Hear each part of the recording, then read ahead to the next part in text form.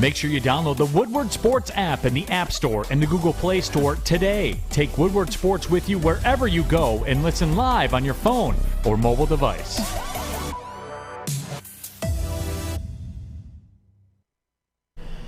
Good morning, everybody. Welcome to the Morning Woodward Show here on the Woodward Sports Network. As always, a beautiful Tuesday morning. Adham, Beydoun, Jeff, Iafrate. And then there's, of course, Fish, unfortunately, that we have the displeasure of working with. But, hey. The pleasure? Yeah. Fish, you got a Lions hat today? I mean, I kind of wear it every day. But You wash it? do I wash it? No. Should I be? I don't know. That's a Jeff problem. But anyways, I hope you all enjoyed your Monday. We're going to get this Tuesday started off on the right Thanks for foot. asking. It was a good Monday. It was a good Monday. Did you What'd you watch do? tennis this morning? There's I some did good not. tennis What this happened? morning. You can give me a tennis update. You Well, got 30 seconds. All right. Well, Tsitsipas beat his opponent. I'm kind of drawing a blank on who he's playing. Okay. But he won, so that's good. He's moving on. Your guy Djokovic is doing well. Okay, good. So good for Djokovic. Victoria Azarenka won. Happy. Nice. So, yeah, a lot of the favorites won. Hell yeah, USA is Fish. doing well. So, And that was the 30-second Sebastian update. Korda did lose, though. On the Australian Open. He retired, so that's kind of sad. It's all But- good. Oh, well. It's all good. Thank you, Fish. So, there's a few things I want to talk about today. First, Brian Flores, Aaron Glenn emerging as the top two candidates for the Arizona Cardinals job. Who would you rather have? We'll have that conversation at 8:30. At 8:15, I want to ask you guys what you think the Lions must do to be in the conversation as a contender in the NFC. And we'll have a better understanding of that later on in the show, because at 8:45, we'll have a conversation about what the Lions can learn from the Eagles, from the Niners, from the Kansas City Chiefs, from the Cincinnati Bengals. What can the Lions pull away and say, hey, these are things we need on our team, we're lacking, we have this, we don't have that. And then it gets fun, because then we're going to compare Dan Campbell and Jared Goff to the four coaches and the four quarterbacks remaining in the conference championship. We'll see where the Lions stack up, if they do at all. So that's the conversation. But you know what? Jeff woke up in a mood today. And for the next 12 minutes, I am going to sit here and drink this beautiful coffee. And Jeff is going to explain why Dwayne Casey is the best head coach in the NBA, why the Detroit Pistons are the best team in the NBA, why the rebuild is so very successful, and why Jalen Duren can fuck my wife and I would have no problem with it. Jesus. Jeff, go ahead.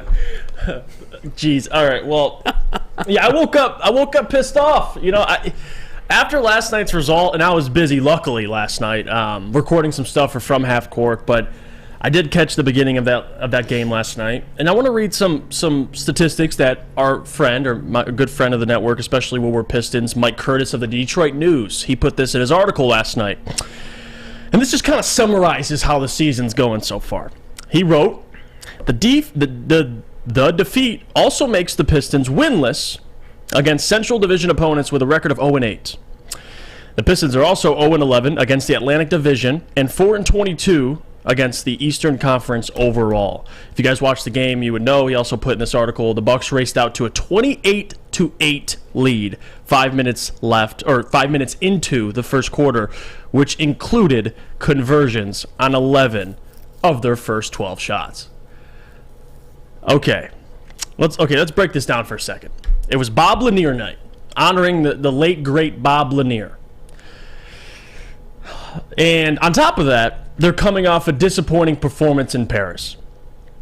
Bob Lanier would be rolling over in his grave if he saw that performance last night, especially defensively. And if you guys didn't see it already, Dave Bing came out and even said, and he commented, and I quote, "This Pistons team just doesn't seem to know what defense is." Okay, so there's Dave Bing commenting on how the Pistons are currently playing. And listen, I knew what I was signing up for. I want to make that clear. I'm not an idiot. This is a complete rebuild. I understand that Pistons fans have been asking for this for over 10 years. It's been a nonstop cycle of mediocrity. I'm well aware. You don't have your franchise player. You didn't have two of your better defenders in Isaiah Stewart or Killian Hayes. But that performance last night was inexcusable. To give up 50 points in the first quarter, and from there on out, at least 30 every other quarter, if you look at the final score, it does not explain the actual game itself. Because, again, Giannis played 27 minutes. Chris Middleton, returning, only played 15 minutes. They benched their starters late in the game. They played a lot of their bench guys. They went all 15 deep pretty much. The Pistons were able to come back and make it only a 20-point game. But that result was much worse than the final score.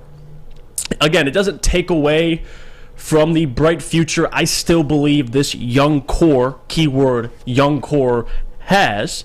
Especially the way Jalen Duren played last night. I mean, 23-15, 2 blocks, 2 steals on 13 shots. He's going to be special. But last night's result cuts deep, knowing the body language they displayed in Paris. If you tuned into that game, they gave up down the stretch. And I don't know what happened, if there's a team meeting, but they fly back. They play Milwaukee last night at home, Bob Lanier night, and you put up a performance like that. You allowed 50. The fact that you allowed 50 in the first quarter means you came out with zero energy. And right now, currently, they're first in the NBA in first quarter points allowed with nearly 30 a game. What does that tell me? That tells me that this team consistently comes out flat, comes out with no effort. Even down the stretch, they've had bad third quarters. They played well in the third and fourth quarter last night, but again, Milwaukee's playing their 14th and 15th man. Like, of course they're going to make a run. I don't think a coach, and I want to make this clear too, because I know the first thing people go to is, well, Dwayne Casey. And again, I think he deserves a chunk of this blame as well. But I don't think, it's already February. I don't think a coaching change right now all of a sudden fixes everything. That's something on Troy Weaver. He's going to have to decide that in the offseason. But last night, that cannot happen. This franchise, the Detroit Pistons, prides itself on the defensive end. They've always have. It's how they've won all 3 of their franchise ranks. And they're going to have to pursue defensive players, guys that can help build good habits, guys that can hold guys accountable in the offseason. I mean, and the other part of this, too, is how much they miss Jeremy Grant. I know Jeremy Grant, I wouldn't want him on this team, but just his defensive ability. Like, last year, your leading scorer was Jeremy Grant, who's great defensively. Now your leading scorer is Bojan Bogdanovic, who is a liability defensively. So, again, that does not help. They have serious personnel issues. Their best wing defenders, what? Isaiah Livers? Which, again, nothing against Isaiah Livers, but if that's your best defender, you got some issues. Like, that is what it is. And I know Troy Weaver has a plan moving forward, but the fact that I had to sit and watch that result last night, like, there comes a breaking point. Like, we've seen a lot of defensive, like, you've seen performances. They gave up, 150 to Philly last week, but it was different. You were missing like 3 or 4 players. The fact that they missed Isaiah Stewart and Killian Hayes last night, and you gave up 150 points is inexcusable. There has to be a point in time where Troy Weaver comes down, or Dwayne Casey even, and maybe he's even doing this and maybe it's not working, but Troy Weaver has to come down, have a team meeting, and say, listen, if you guys aren't going to embrace the defensive side of the ball, then pack your bags and get out, because we don't have time for this. I mean, you just don't. I get they have 2 rookies in the starting lineup, but that is effort. And me and you talked about this before the show. Defense is effort, majority. Now, part of it's experience, and you have 2 rookies. There's things that those guys are learning on the job, but there's no excuse for what happened last night. It was disgusting on a night like that, Bob Lanier night, celebrating the late, great Bob Lanier, and Dave Bing and the comments he came out with, and you're at home. You're coming off a terrible performance in Paris, an embarrassing performance, and you follow that up with an even more embarrassing performance. They got to look themselves in the mirror and listen. There has to be a sacrificial lamb at some point. Oh, I have the solution, and I know you do. No. I have not only the solution. I have a solution I think a lot of you will buy into. Now, I'm not sure. Anybody here hunt? Anybody in the room? No, just me. All right. Well, look, there's something we like to call buckshot. All right. Oh, God. Grab your nice friend, take him to the shed, and you know where the rest is going with this. Now, who are you taking to the shed? All right, that's the question. Looks like Right? There needs to be a sacrificial lamb. I think this is so obvious. I know you hate this. I know Sean Murphy hates this. I know he's gonna watch this. He's gonna clench his asshole, and he's just gonna get so frustrated with me. But Dwayne Casey sucks. He's fucking awful. He's won 20 games, 23 games, and on pace to win 19 games this season. The progress, and I'm not even upset about the wins. I know Jaden Ivey needs 2-3 years. I know Duren needs 2-3 years. Mm-hmm. I know Kate still needs another year, 2 years. And what I tell you their window was, right? 4 years from now. That was, what, 4 or 5 months ago? We had the conversation after the draft. Right. This is a 4-year project. But it's not supposed to be that bad. And it's a 4-year project with you bringing in veteran wings, veteran forwards, who can give you something. Not in the conversation of draft with Victor Wembanyama, Scoot Henderson. I don't want to be in that conversation. I don't. Right. I don't need another fucking wonder kid. I got enough of them. Jaden Ivey last night, 11 assists. Duren, 25 and 13. Yeah, we know how to draft rookies. That's great and all. You got to start teaching them how to play defense and win. Yeah, Troy Weaver can get you ingredients, but you need a chef. And you got to me, cook Dwayne something Casey is not it. Look, I know it's a hard job. Right. I'm not saying that there's another coach that would walk in today and turn this team into a 30-win team. I'm not saying that. It would be bad. Right. They would still lose a lot of games. But there's no offensive system. Hamidou Diallo and Corey Joseph outshot Jaden Ivey. That's unacceptable. Rodney Magruder and what the fuck's his name? Hamidou Diallo. And Hamidou Diallo outshot Jaden Ivey combined. That's unacceptable. Yeah. This whole lineup, this whole rotation, the way they play offense, the lack of defense is unacceptable. It's terrible. And that's coaching, man. If you can't get your guys to go out and give effort, now situationally in games, late in games, defense, experience matters, I agree 100%. But for 4 quarters, for the majority of them, it's effort, man. It's communication. And there's nobody that does it. And like you mentioned earlier, Bojan Bogdanovic, arguably your best player right now. You know what he's doing? Nothing on defense. No, he's not doing He's anything. awful. Yeah. He's awful. He's a and Isaiah Stewart, I like him. I really do. I would really, really prefer to just have Jalen Duren out there for a majority of the time, and Stewart would be a nice bench piece. He can come off the bench, give me 2 3-pointers a game, 6 rebounds, 6 points. He's not a starter in the NBA. He just isn't. You need wings. You need guards. You got the guards. You've got Cade coming back next year. Ideally, that will help a lot. Jaden Ivey going into year 2. Duren going into year 2. Those are your 3 core starters. Bay can leave.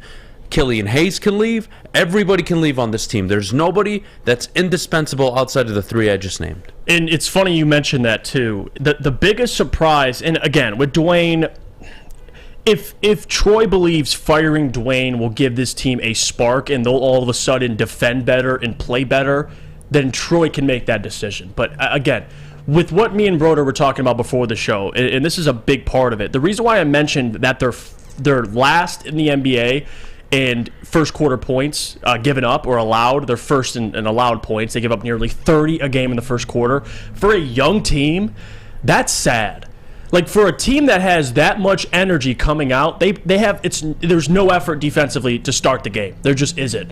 Like you said, I can see down the stretch if there's mistakes being made or there's situational basketball where, communication's bad. I get all that. That's stuff you're going to learn. But the fact that you come out flat for a young team and there's no effort at the start of the game, and defensively you're giving up nearly 30 points in the first quarter, and that number's rising after 50 points last night, is disgusting.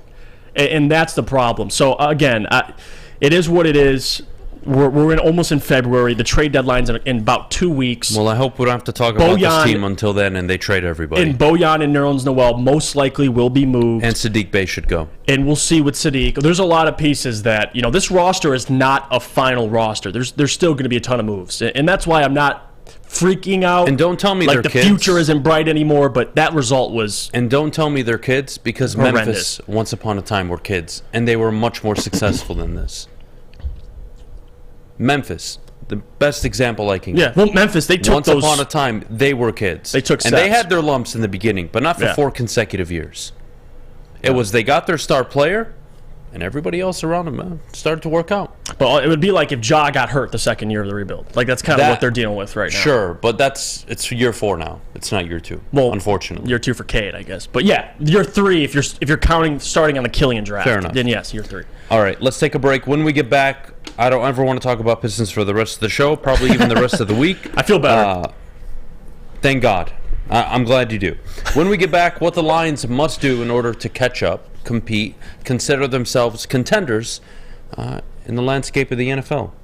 We'll do that in just a minute, but before we do, I got to tell you about my good friends over at Planet Fitness. Sign up today, $10 a month. Your fitness is essential. What are you waiting for? Get started. It's the new year. Hell, make it a new you. What are you waiting for, huh? PlanetFitness.com, or visit one of their many Metro Detroit locations. Again, Planet Fitness, home of the judgment-free zone. Your fitness is essential. At work and at home, we're there with smarter security solutions. Featuring complete automation with customized alerts and more. For over 90 years, we've been the company that's been counted on to protect what matters most, all with personalized service and care. Right now, for a limited time, receive a free video device plus free installation with a new home system. Guardian Alarm. We protect Michigan.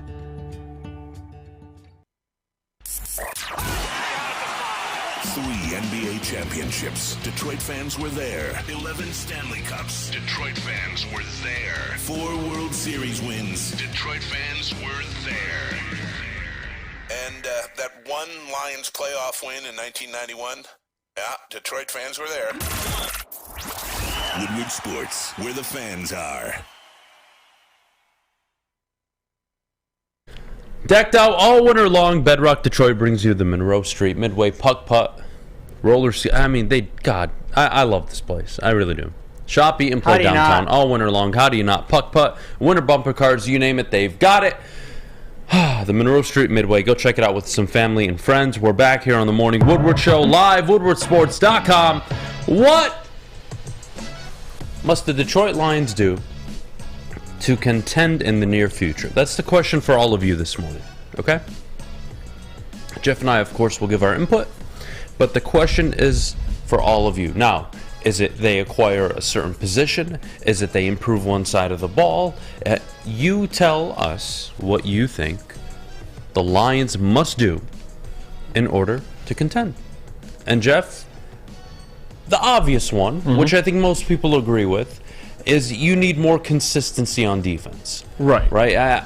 We can all point to the offense, top 5 offense, unbelievable, point machine, yard machine, first down machine, going for it on 4th down, not a care in the world. They're excellent. Nobody really looks at the offense and says, we could get better.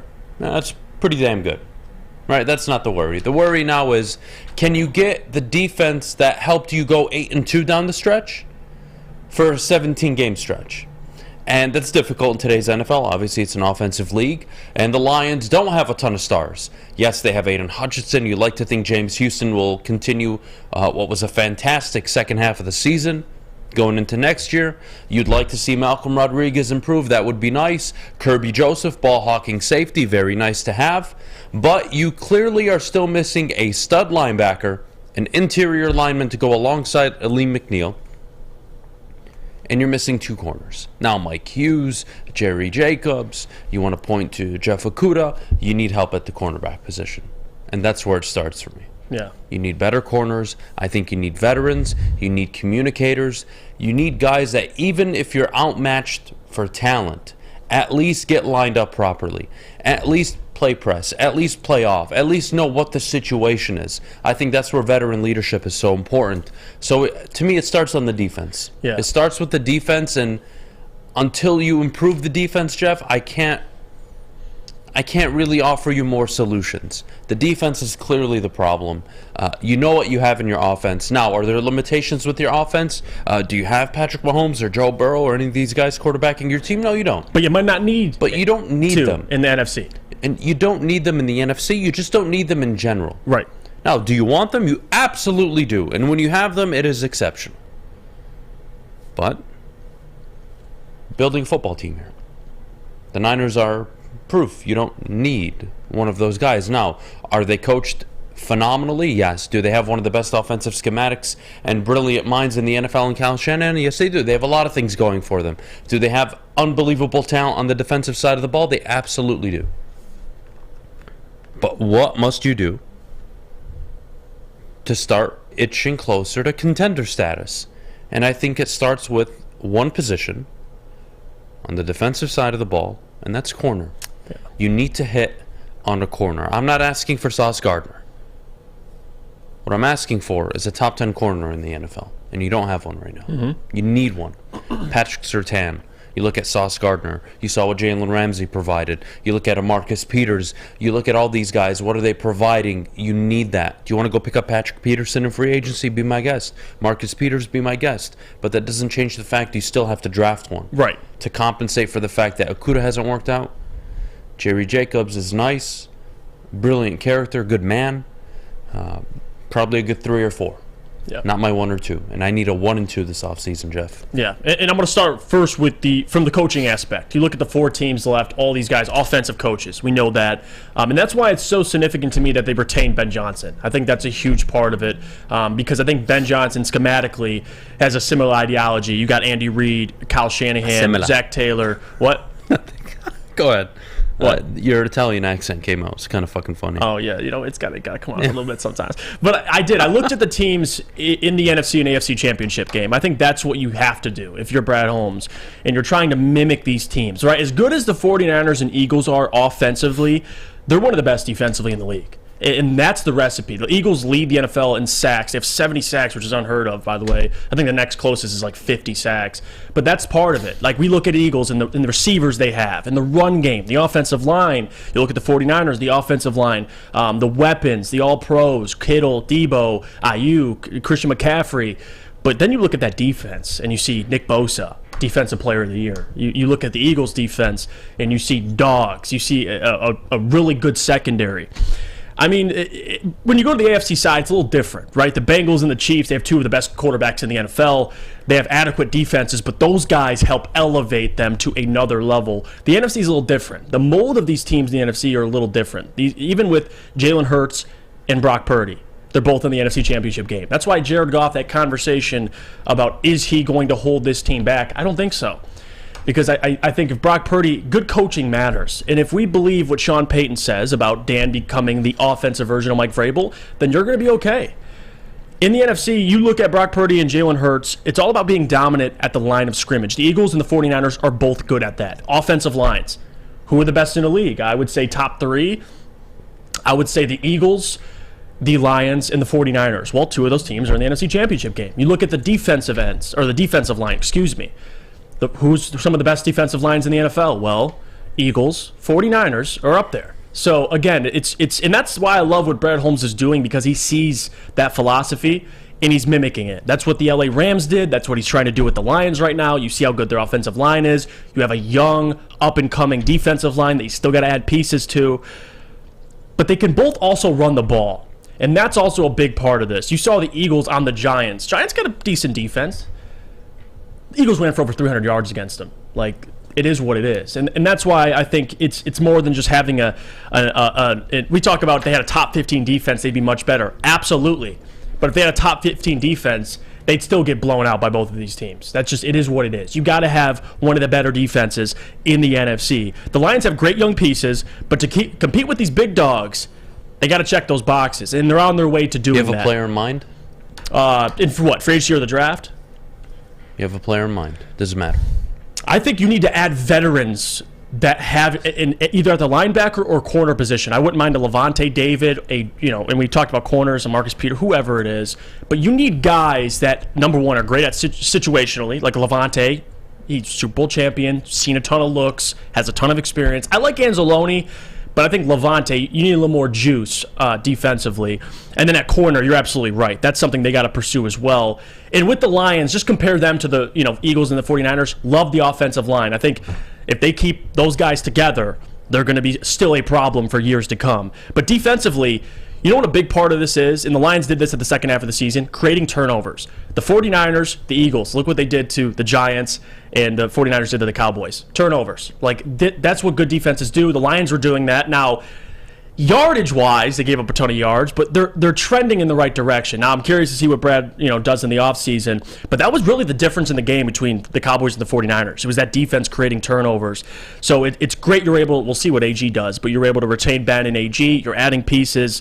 But that's what really the most important thing to me if the Lions want to contend. It's getting not just mediocre on defense. You got to stack this defense up. It might take a year or two, but it's so worth it because this offense to me checks a lot of boxes. I'm okay with Jamal and Swift in this run game, the receivers, but defensively, Adam, they got to be stout. Look at the Giants. They did enough. They beat the Vikings, but then you face the Eagles. What happened? They got exposed. Well, they didn't have the quarterback. They don't have the they don't have the defense. The Giants aren't the Lions. The Giants were carried by coaching. Mm-hmm. The Lions at least have talent across the board. Coaching, but that's my point. Coaching helps, but at the end of the day, you need some players. talent. You need talent. The Lions have a lot of it. Now, do they have the talent that the Eagles or the Niners have? No, they don't.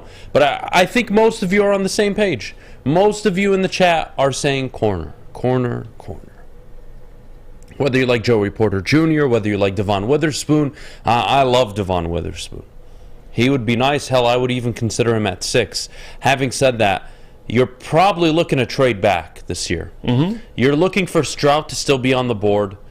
You're looking at hopefully a team wanting to trade up 2-3 spots.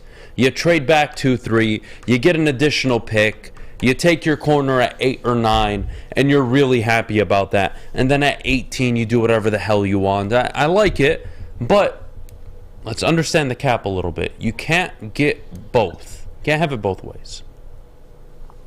If you're going to go out and pay a Patrick Peterson, a Marcus Peters, or a Levante David, you can only get one of them. So where does it need to be? In the secondary or at linebacker? And as much as a lot of you love and appreciate Alex Anzalone, is he a game changer? No, he's not. Yeah. Is Malcolm Rodriguez a game changer? Not yet. No, he's not. Yeah. And I don't think he ever will be. And I hate saying that. But there are certain things that you need to be great. He has some, he doesn't have others.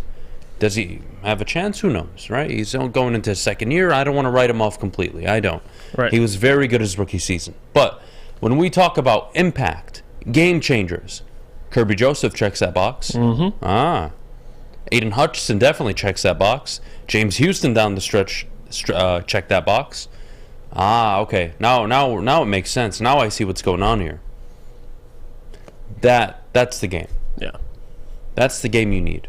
You need game changers now at corner and at linebacker. You got the edge rushers. You got a safety who can pick off a quarterback, who can make a play, who can force a fumble. You've got them. Go find a cornerback that... I'm not asking for Sauce Gardner production. What I'm asking for is go out there and be a number 1 for a full season. Day 1. I don't care if you're a free agent or a rookie. Go out and prove yourself. It's that simple. Mm-hmm. I think it'd make a world of difference for this defense. And you're talking about game changers, and I think you're spot on. Look at the Eagles, the 49ers. Like the Eagles, for example, defensively, game changers, Hassan Reddick, Darius Slay, C.J. Gardner-Johnson, Bradbury. Like they have guys that not only can create turnovers, but can change the outcome of games. And that's why, even with Jalen Hurts, who's having a great year, but still, is he one of the better quarterbacks in the entire NFL? No. But they have their offense completely run through him. And that's why they're having success. And they have a stacked defense and yada, yada, yada. I talked about the Eagles all year, how I believe they're really the most talented roster, probably them and the 49ers as a complete. But the 49ers as well, they have game changers. Nick Bosa, that defensive line, the secondary. Like Fred Warner at linebacker, all pro, like even offensively. So the Lions, it's always going to start defensively, and we sound like broken records because really I got nothing offensively. Maybe you get a guard, maybe you get another running back. I think that's something you probably entertain third round. Yes, but defensively, then, you're probably going to want to draft a kicker. That's going to be interesting. You're going to want to get a kicker. You can't have a Maher where he misses 4 extra points. Tough to find Justin Tuckers, okay? I think we all agree, but Jake Moody seems like the guy to me.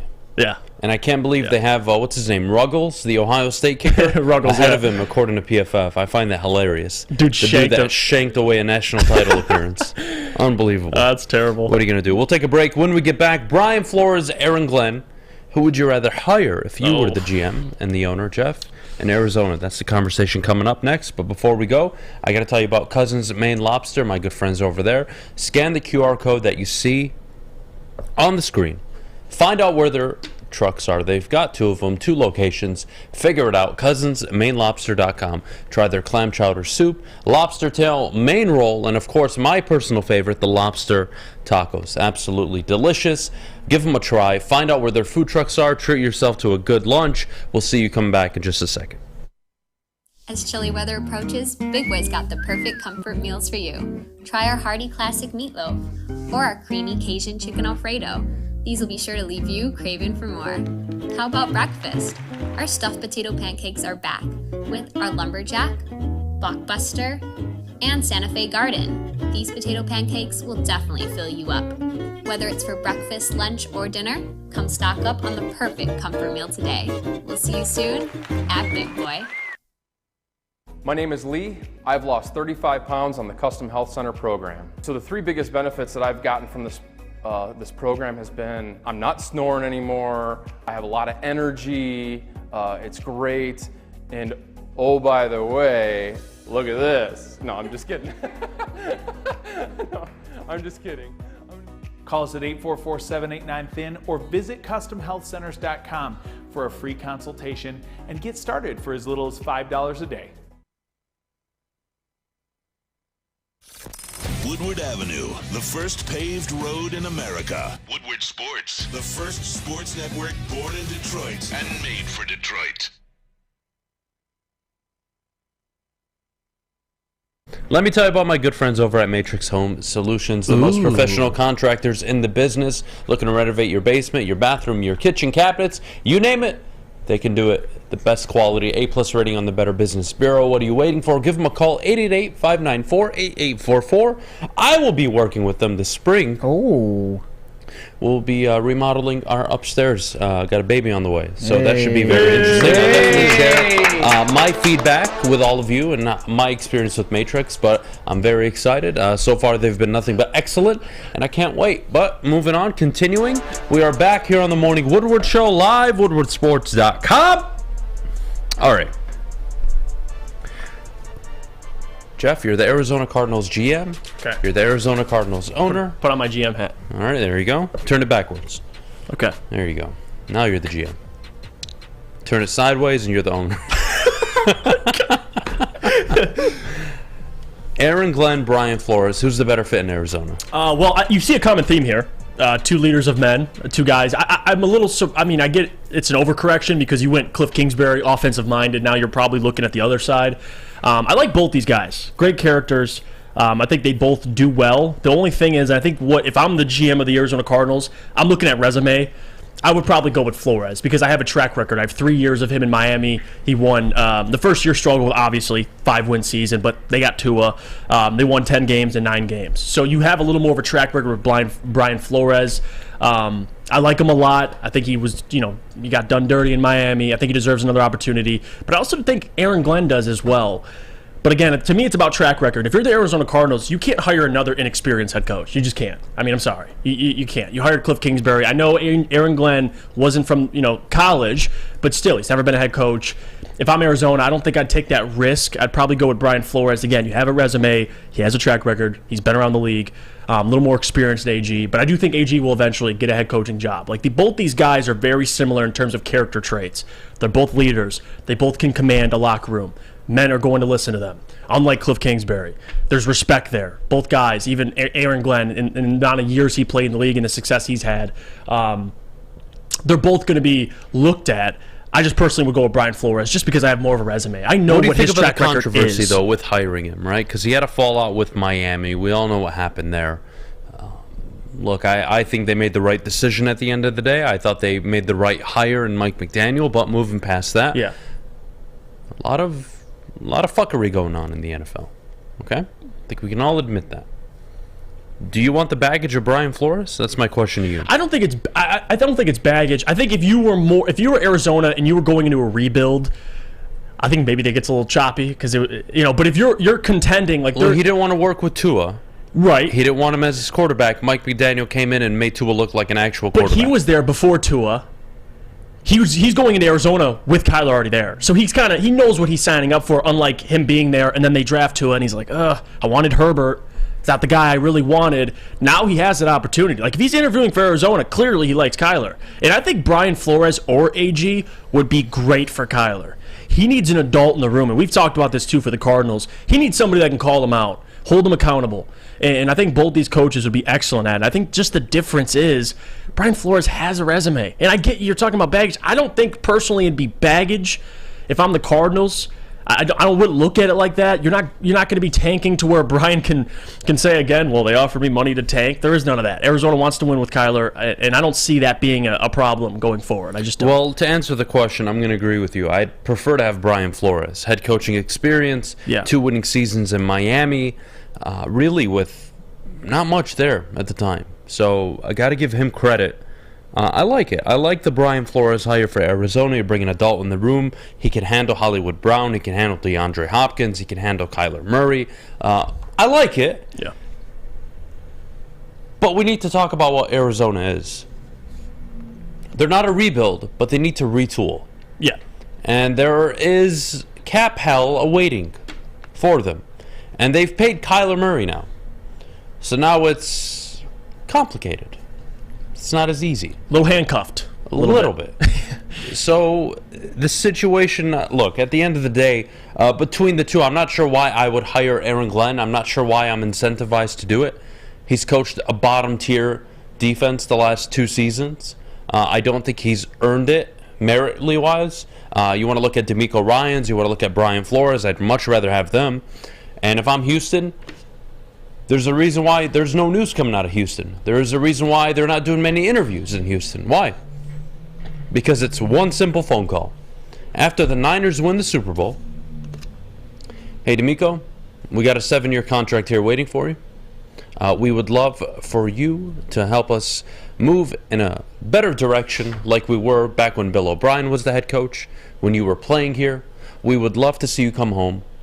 We would love to give you part player personnel control alongside our GM. We would love for you two to work together. It's an open check. Come home. Boom. There you go. That's the Texans job. That's done.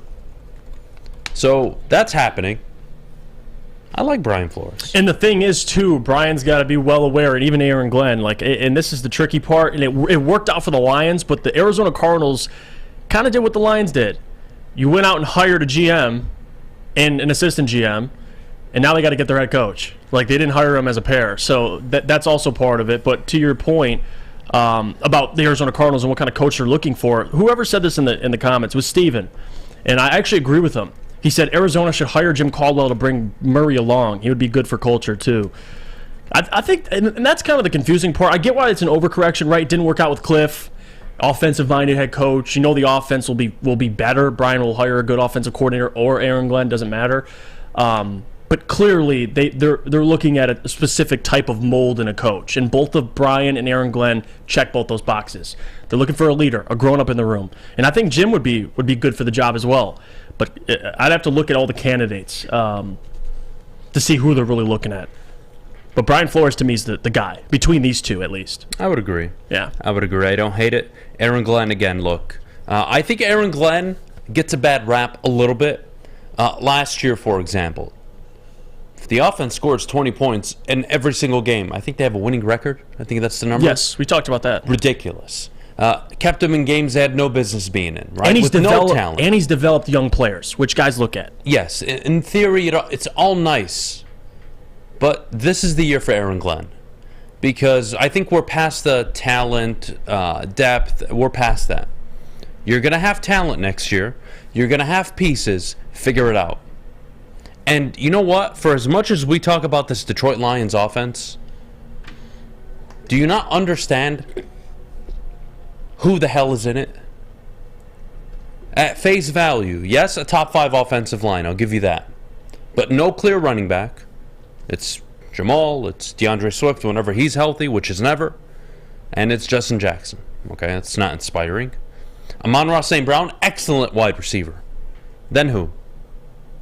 Josh Reynolds, Khalif Raymond, DJ Chark, who's injured half the year. Jameson Williams missed most of the year. So it was Khalif, Josh Reynolds, and Amon-Ra St. Brown. Oh, tight end, Brock Wright, James Mitchell. Like, this offense is not some high-powered offense talent-wise, but schematically, with Ben Johnson, with Dan Campbell, they're efficient. with what they're able to do, how they manipulate the offensive line. Oh, it's unbelievable to watch. They're so good at it. They're so good at it. But even then, their offense doesn't have the most amazing talent like the San Francisco offense has. But they figure it out. Aaron Glenn, you have no excuses here. Figure it out. If Ben Johnson and Dan Campbell are able to figure it out offensively, you can figure it out defensively. No more excuses. This year, nope, I gave you a little pass. Next year, you got to prove something. You got to be top 18. You have to be. If you can't put out a top 18 defense next year, with an offense that controls the clock and keeps your team fresh for a majority of the games, yeah, you're done. And I think, too, to your point about the offense, and they're not the most explosive, you're correct, but where it matters the most, at quarterback, in a majority of that offensive line, that's where the veterans are. The guys sure, you got Goff, but I mean, look at his connection with St. Brown, right? That's one of the better third down connections in the NFL. Okay, that makes sense. But let's not act like we got Stephon Diggs, Devontae Adams, and fucking Travis Kelce here. All right? Yeah. Seriously. And that's why I'm very, very, I would say, positive about Jared Goff right now, because he's not doing it with Devontae Adams over there on the left side, Stephon Diggs there, Wes Welker in the slot, Travis Kelce, top 5 offense, LaDainian Tomlinson in the backfield. No, like, let's not kid ourselves here. It's a top 5 offense statistically. It is unbelievable. But we're not fielding out some high-powered offense with unbelievable talent. Yeah, they're not star-studded. We're just using players in ways that we know how to use them, get them open, and it works, man. It just works. It's really good to see.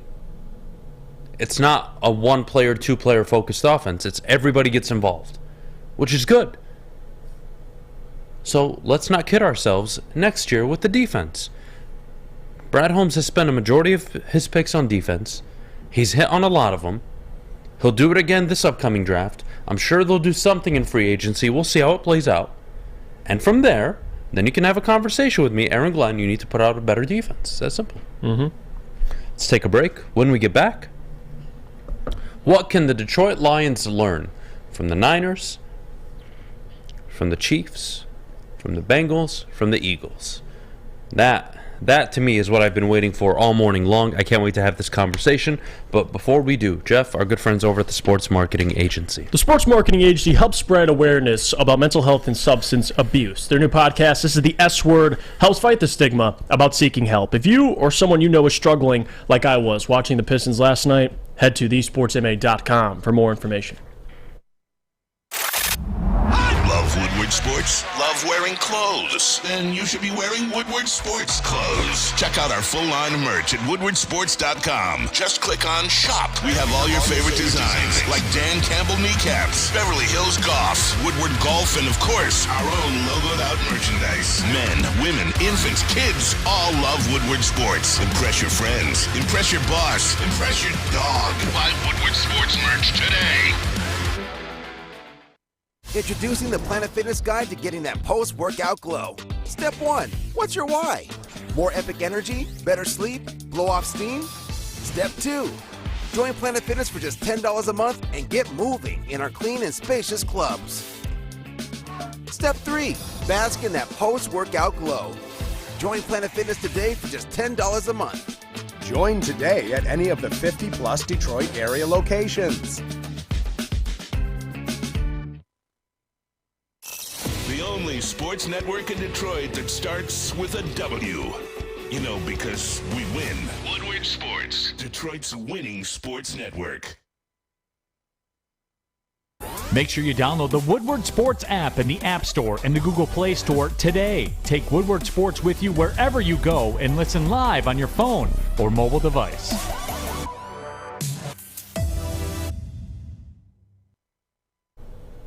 Jeff Iafrate here. Let me tell you about our friends at the Fowling Warehouse in Hamtramck, because it is the home of the original football bowling game. 2 to play for $12. You can get that or the $120 lane reservation for up to 10 people. They also have the $2 mystery beer machine, full bar. Check it all out, fowlingwarehouse.com. All right, we're back here on the Morning Woodward Show live, woodwardsports.com as always. 8:45, beautiful Tuesday morning. Jeff, what can the Detroit Lions learn from the 4 remaining teams in the conference title games? And where I'd like to start is the value of a good defense. And not just a good defense, but a defense that's built around your young core of first and second round draft picks. You look at the Niners, perfect example. You look at the Eagles, perfect example. The Bengals, a perfect example. And even the Chiefs, to an extent, a perfect example. Now, they've had a lot of retooling going on. They got rid of Hill, acquired a ton of picks. They've brought in some young guys. Isaiah Pacheco's been really good. Yep. And then defensively, they've really had to overhaul that defense. It's not as good as it was when Mahomes first showed up, but it's still respectable. For me, the first thing I identify when I look at these 4 teams is, number one, they're buttoned up. Okay? These are buttoned-up teams. They don't shoot themselves in the foot. They don't make horrible decisions, not often. They don't make penalties. And they don't blow fourth-quarter leads. That's a big one for me. The second thing I notice, outside of the defense, is that they have an identity about them, right? I know Philly, I mean, they really represent their city. The way Nick Sirianni has them playing, the swag, the attitude, that's what Philadelphia is. The 49ers, they're an embodiment of Kyle Shanahan and John Lynch. They have an identity. The Chiefs, Mahomes, Reed, an identity. The Bengals, Zach Taylor, Joe Burrow, Joe Cool. The swag, T. Higgins, Jamar Chase, Jesse Bates, Trey Hendrickson, Sam Hubbard. Stars, big-time players, identity. Where can the Detroit Lions build their identity from? I think it starts with Dan Campbell. Brad Holmes, 100%. We'll start there. But player-wise, what's the identity of this team? Aiden Hutchinson? I think so. I want to say Kirby. Penei Sewell. Okay, what about Amon Ra? Yeah. All right, we got guys, and now they're 2-3 years away from entering their, quote, prime, or they're maybe one of the better players in the league. Who knows? Who knows what their potential is? But that's where we're getting at now. And those, for me at least, Jeff, and I don't know what you think, that's where I'm at with this. When I look at these 4 teams, there's an identity. Yep. They're consistent, and it's built through their players, but it's a vision built also from the top with their coach, with their GM. You look at the way the Kansas City Chiefs operate, hell of an organization. You look at the Niners, hell of an organization. You look at the Bengals. Shockingly, the Bengals have figured it out. Now, do I think a lot of that is Joe Burrow? I do, but beyond the point, Zach Taylor deserves a ton of credit. The GM has done well. He's drafted well, spent money well. You go to the Eagles with Nick Sirianni. The Eagles, they wanted their GM fired a few years ago. Howie Roseman. Now look, they're back in the NFC title game again. Number 1 seed, winning a playoff game, winning the division. One of the best rosters in football. They have an identity. And is your identity biting kneecaps? I think that's all a mirage. I think you're a smart football team. I think you're a physical football team. And once the defense catches up to that level where the offense is, now we're talking about contenders, Jeff. Yeah, especially in the NFC. I mean, you mentioned the defense. I mean, both these teams are dominant at the line of scrimmage on both sides. And I think, and I talked about that earlier, but I think that's the big thing that the Lions can learn is these teams not only know their identity, but like you said, they don't go outside of their identity. You know what the 49ers are going to do. They're creative in the run game. They have all these different options. They got Debo. They can get them on an end around. They're getting Kittle involved. They run play action. Both these teams have good run games. Lions can do that. Now, Jamal and Swift, are they going to be your 1 and 2 backs when you're in an NFC title game? I don't know. But they're good enough, I think, to have a good run game, especially with this offensive line. And I think that's where it starts as well. As good as you could talk about the defensive line for both these teams, it also starts on the other side.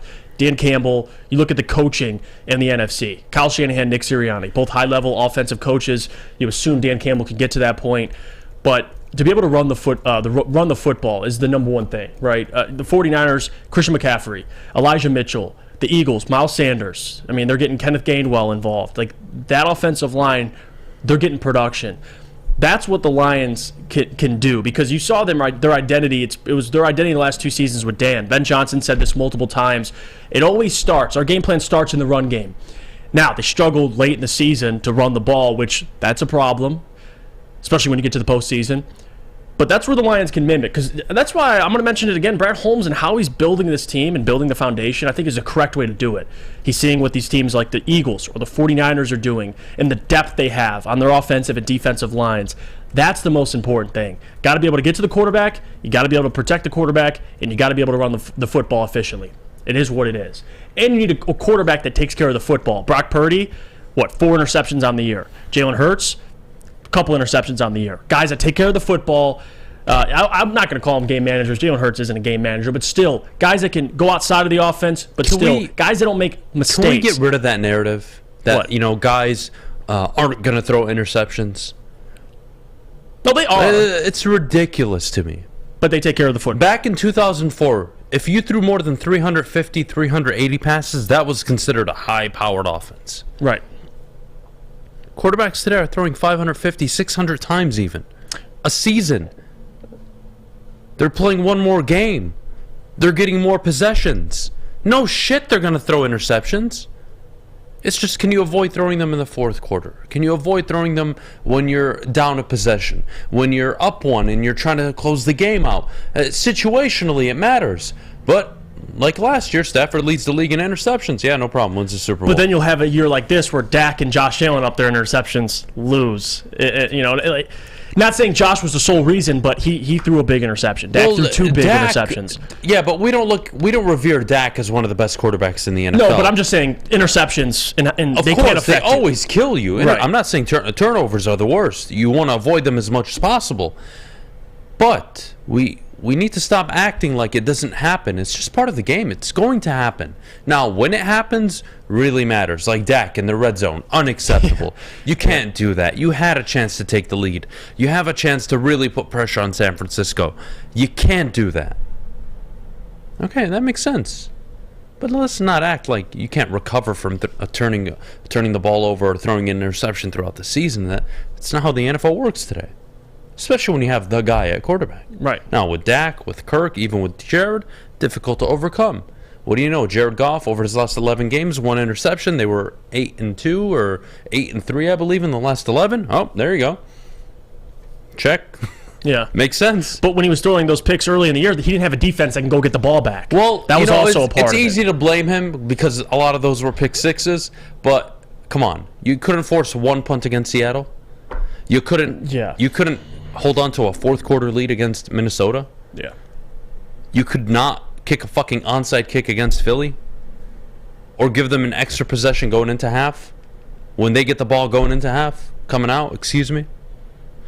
Like the Lions kept getting in their own way. 4th and 7, I believe, or 4th and 9 it was against New England. That was a debacle. You look at the Dallas game. Defense gave you a shot in the first half. And then the offense. But the offense was injured, right? To be fair, they were really banged up. But you just couldn't get anything to go right. Even Miami, you just couldn't stay out of your own way. And then they figured it out. Right. And they really showed a lot of growth in the final 10, 11 weeks of the season. All right, here we go. Now we're talking.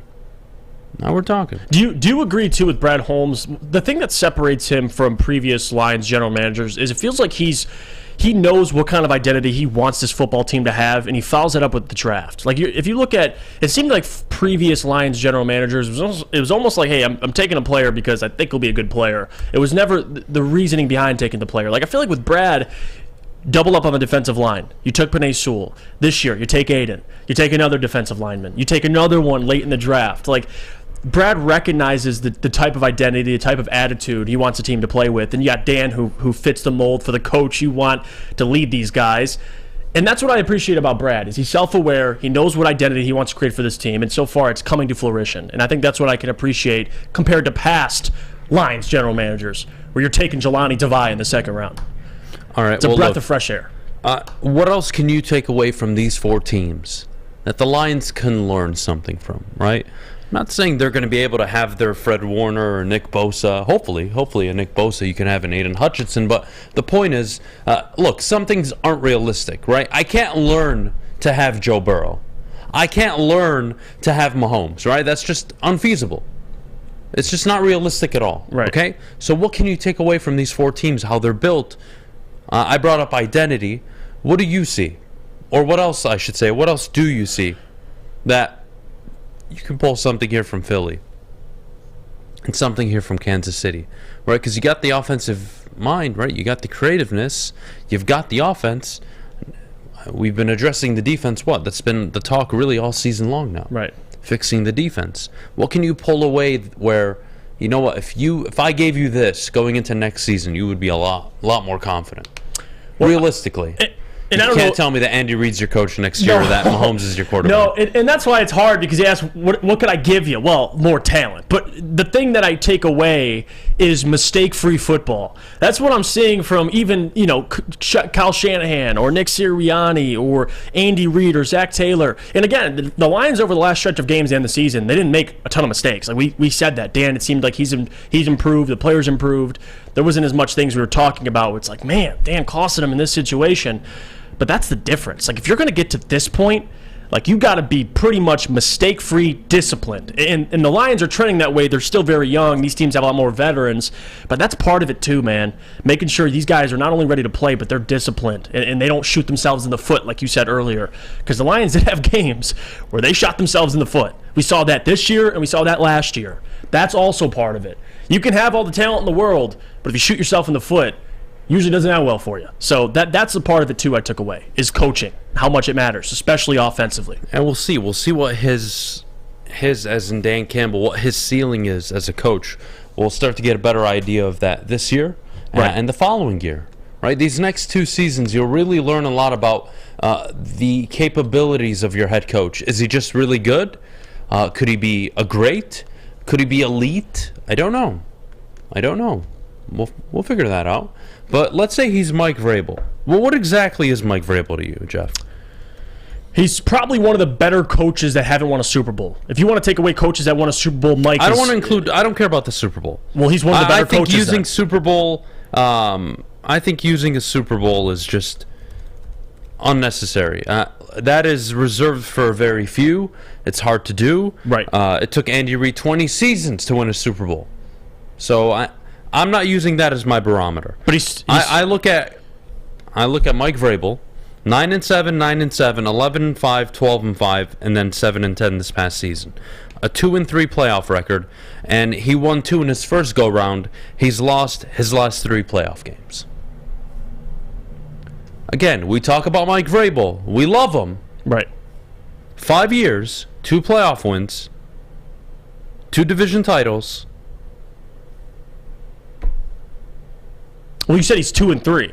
Yep. So he's had 5 playoff appearances. No. Or he's played, or excuse me, 5 playoff appearances, games. 5 playoff games in total. 5 playoff but games. He's lost 3 excuse me. consecutive. He won his first 2, but wild card divisional, lost in the title game, and then lost his first 2 go around the last 2 years. But think about what he's had in the AFC. Like you've done this with Ryan Tannehill. You know, it's impressive. Oh like, yeah, 100%. In the AFC as well. I'm not dogging Mike Vrabel. No, I know. I think the world of him, but just giving him more credit. It's impressive. You're looking at what he's done. Yeah. And let me ask you this: if in a 5-year window, you got 2 division titles, 2 playoff wins, would you be happy in Detroit? And I think fuck yeah, you would be. Yeah. So let's not act like it just needs to be the Super Bowl here. All right.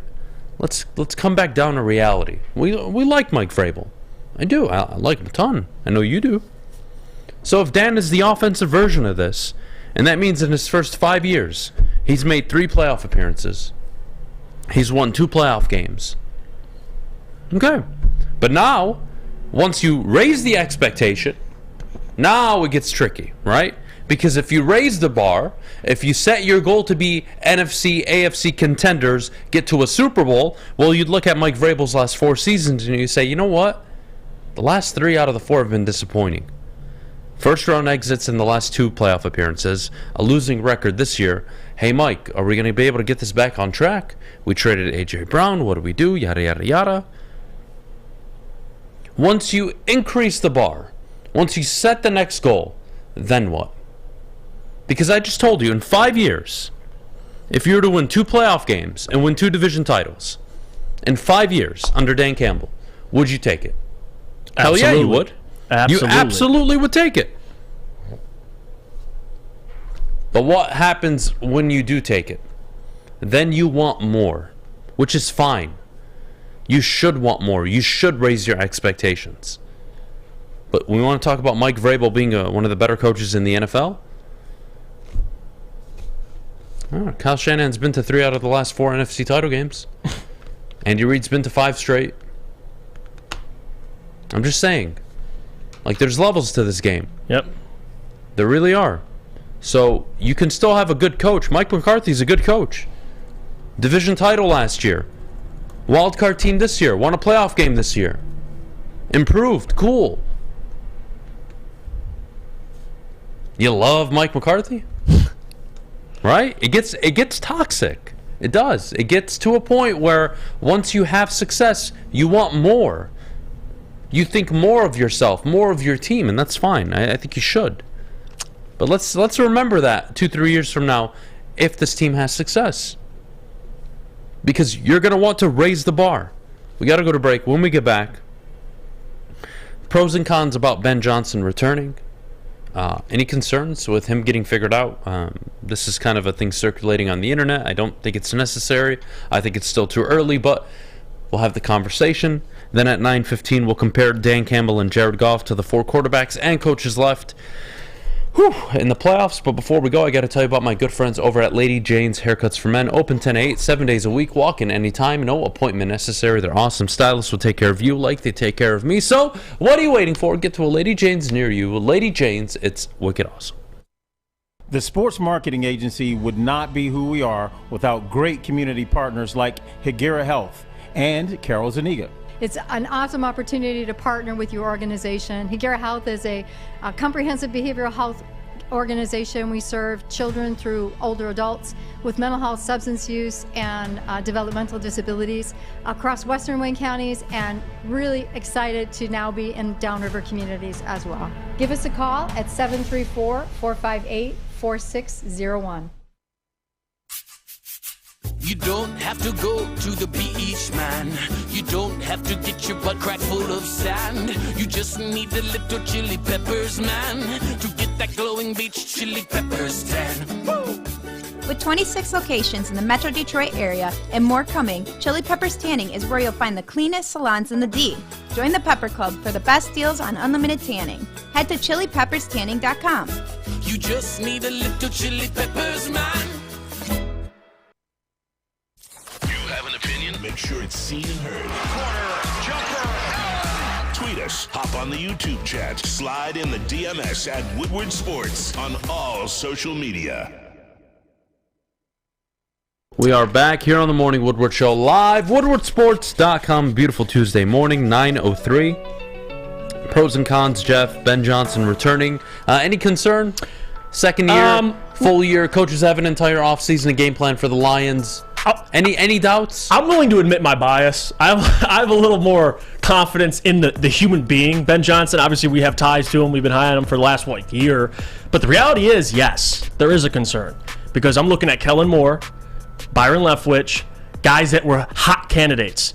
Year later, Kellen Moore, shocked Cowboys anything, Twitter, Reddit, they want him gone after this season. And Byron Leftwich was just fired from the Tampa Bay Buccaneers. So that's the reality of this league. I mean, yes, Ben Johnson with this offense, and I think it ties into what you said earlier. They don't have the most talent, right? They have good young talent, but at the end of the day, they don't have these monster players. They have guys that I believe can turn into that. Jameson, Amon-Ra, I think they'll be great players. But Ben Johnson, to expect him to come into this year and have a top 3 offense again, I just think is a little unrealistic. I think there is going to be some regression. Now, I think there'll still be a good offense, But that is something you have to think about. I mean, it just is. And that's why I never would have faulted Ben if he took an opportunity, because I get how hard. It's a common saying, there's only 32 jobs. But it's really the truth, especially with all that guaranteed money. Even if you don't feel like you're ready enough, and not a lot of guys get this consistent opportunity, you got to be a damn good coach. And maybe Ben Johnson is. Maybe this offense won't miss a beat for the next couple of years until he gets a job. But yes, if you're talking about them regressing, or I don't think he'll be figured out, but I do think that offense, the things they were able to get away with, those plays they were pulling out of their back pocket, teams now know of that. The Penei Sewell motion, like to get the first down against, I believe that was Minnesota, like those things will be studied. Like defenses all around the league are studying the up-and-coming offenses and what they're doing schematically, and the Lions are now in that conversation. They weren't, now they are.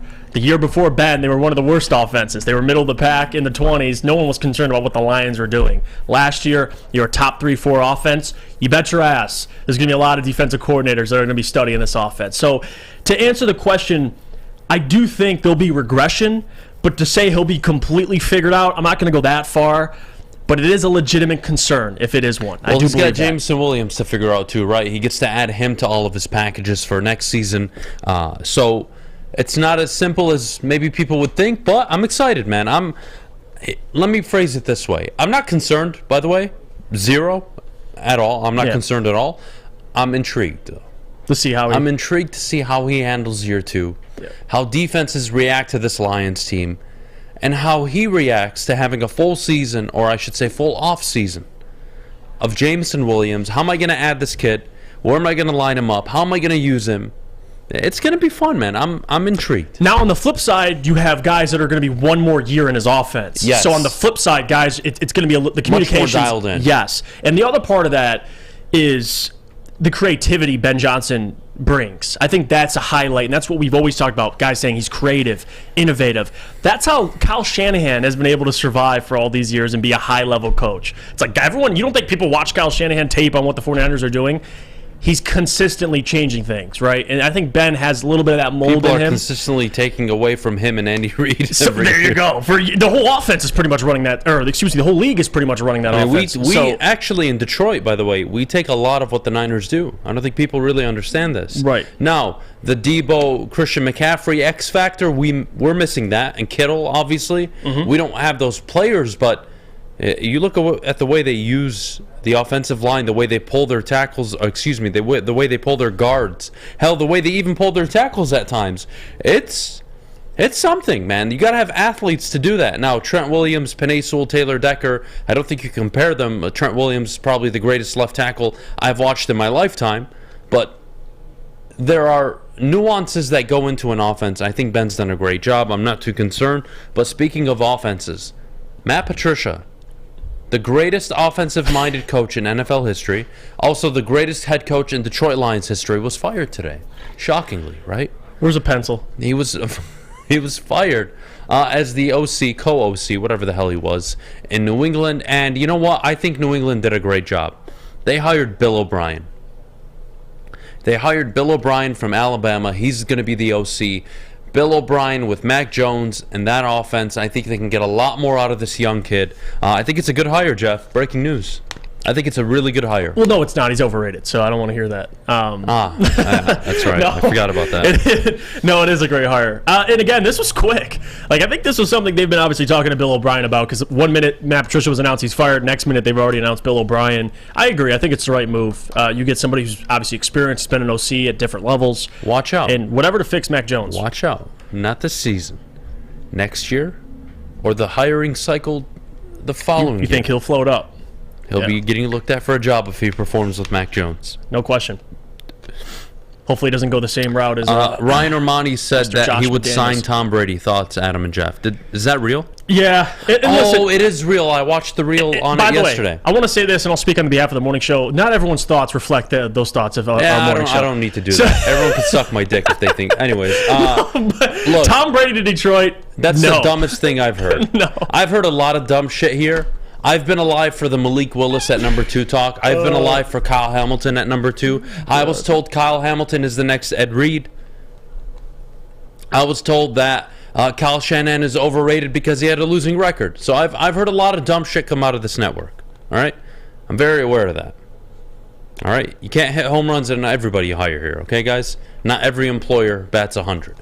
Clearly, we're not batting 100. Having said that, Tom Brady, the Detroit Lions, makes no sense. Absolutely not. Under no circumstance would I ever accept it. No. No. No. No. No. No. No. No. No. No. Why am I even wasting 30 seconds of my fucking life talking about this? No. It makes no sense. You have zero incentive to do it. I know. Because you still... Now, if you want to have the conversation and ask a legitimate question, even though I think it's a legitimate one, should the Lions consider signing Tom Brady? I think the entire room immediately should agree and say no. Anybody that says yes snuck into my office and probably did more lines of cocaine than they should. I was going to say, you still have Goff on the roster. Like, what? It makes no sense to me, dude. It makes no sense. It makes no sense. Now, Ryan's point... Spam Ryan Romani's face in this chat, please do that.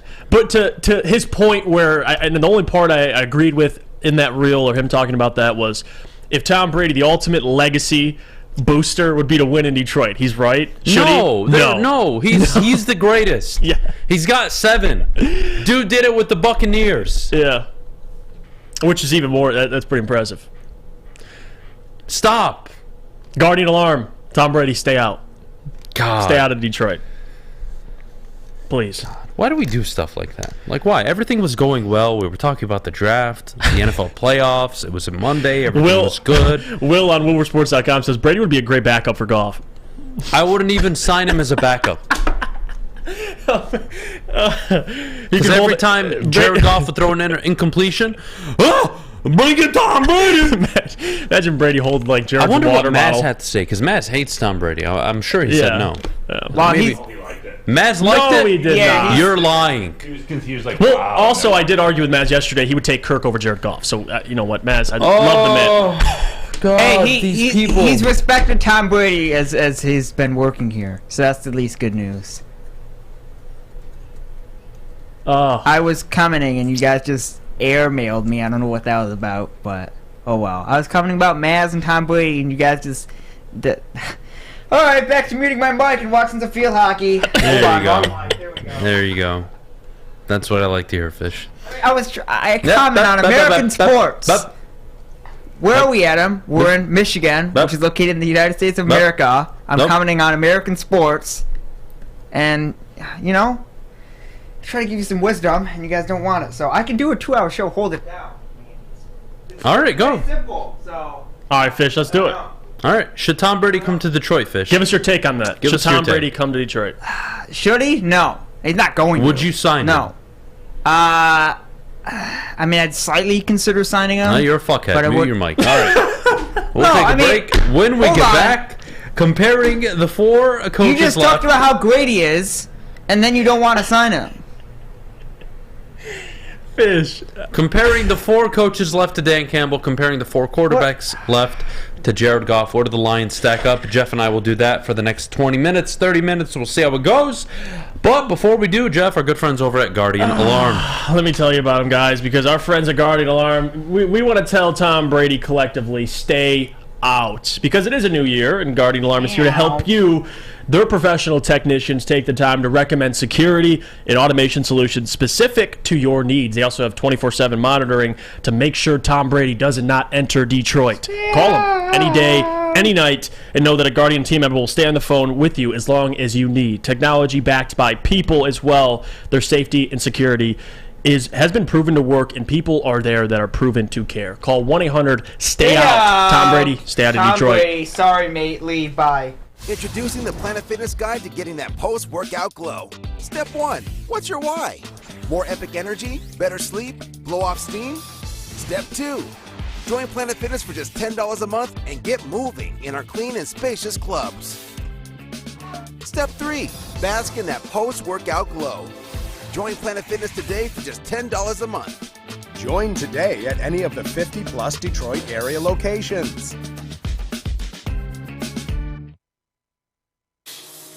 It's a great day to get some sense around in your life.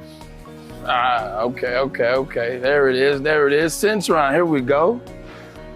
Gotta grab the cranberry. Oh, wait, it's 2 for $4. Gotta double up with the classic as well. Centron World, baby.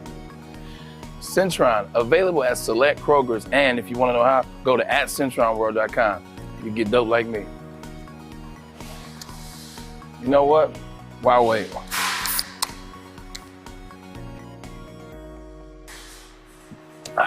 Great taste, guaranteed.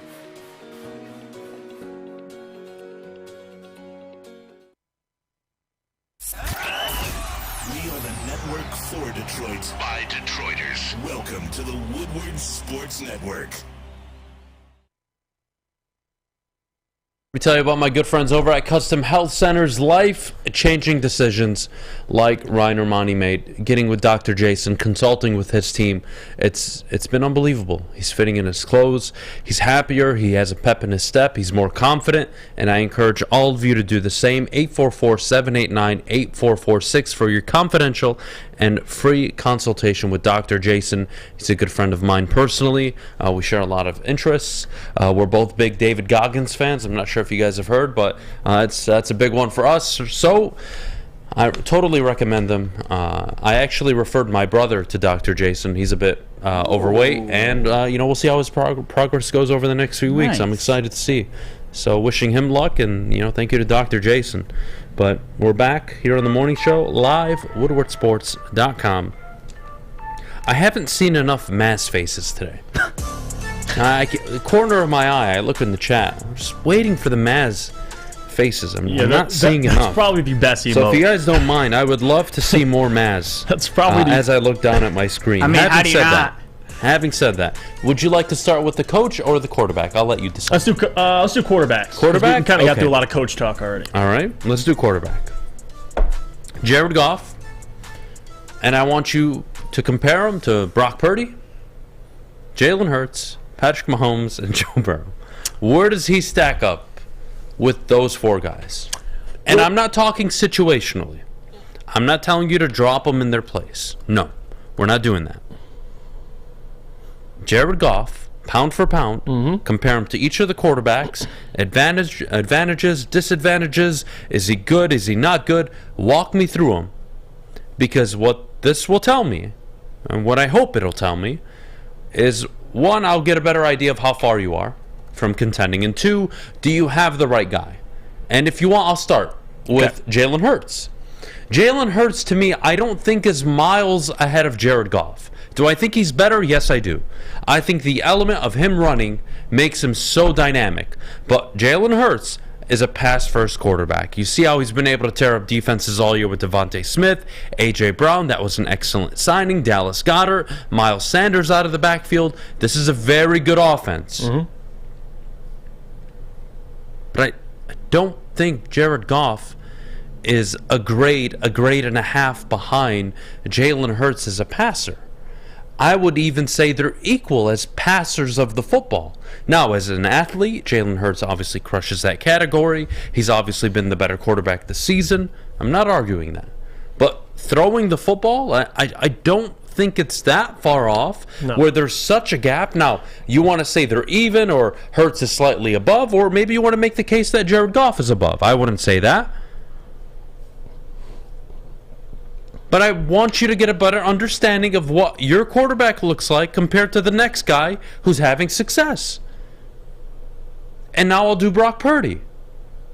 I don't know enough about Brock Purdy. I don't. I've seen 7 games now. He's won them all. He's had some rookie moments, but I don't want to put a ceiling on Brock Purdy yet. He's a rookie. I don't think it's fair to compare. But right now, clearly Goff is a better quarterback than Brock Purdy. I don't think you can make that argument.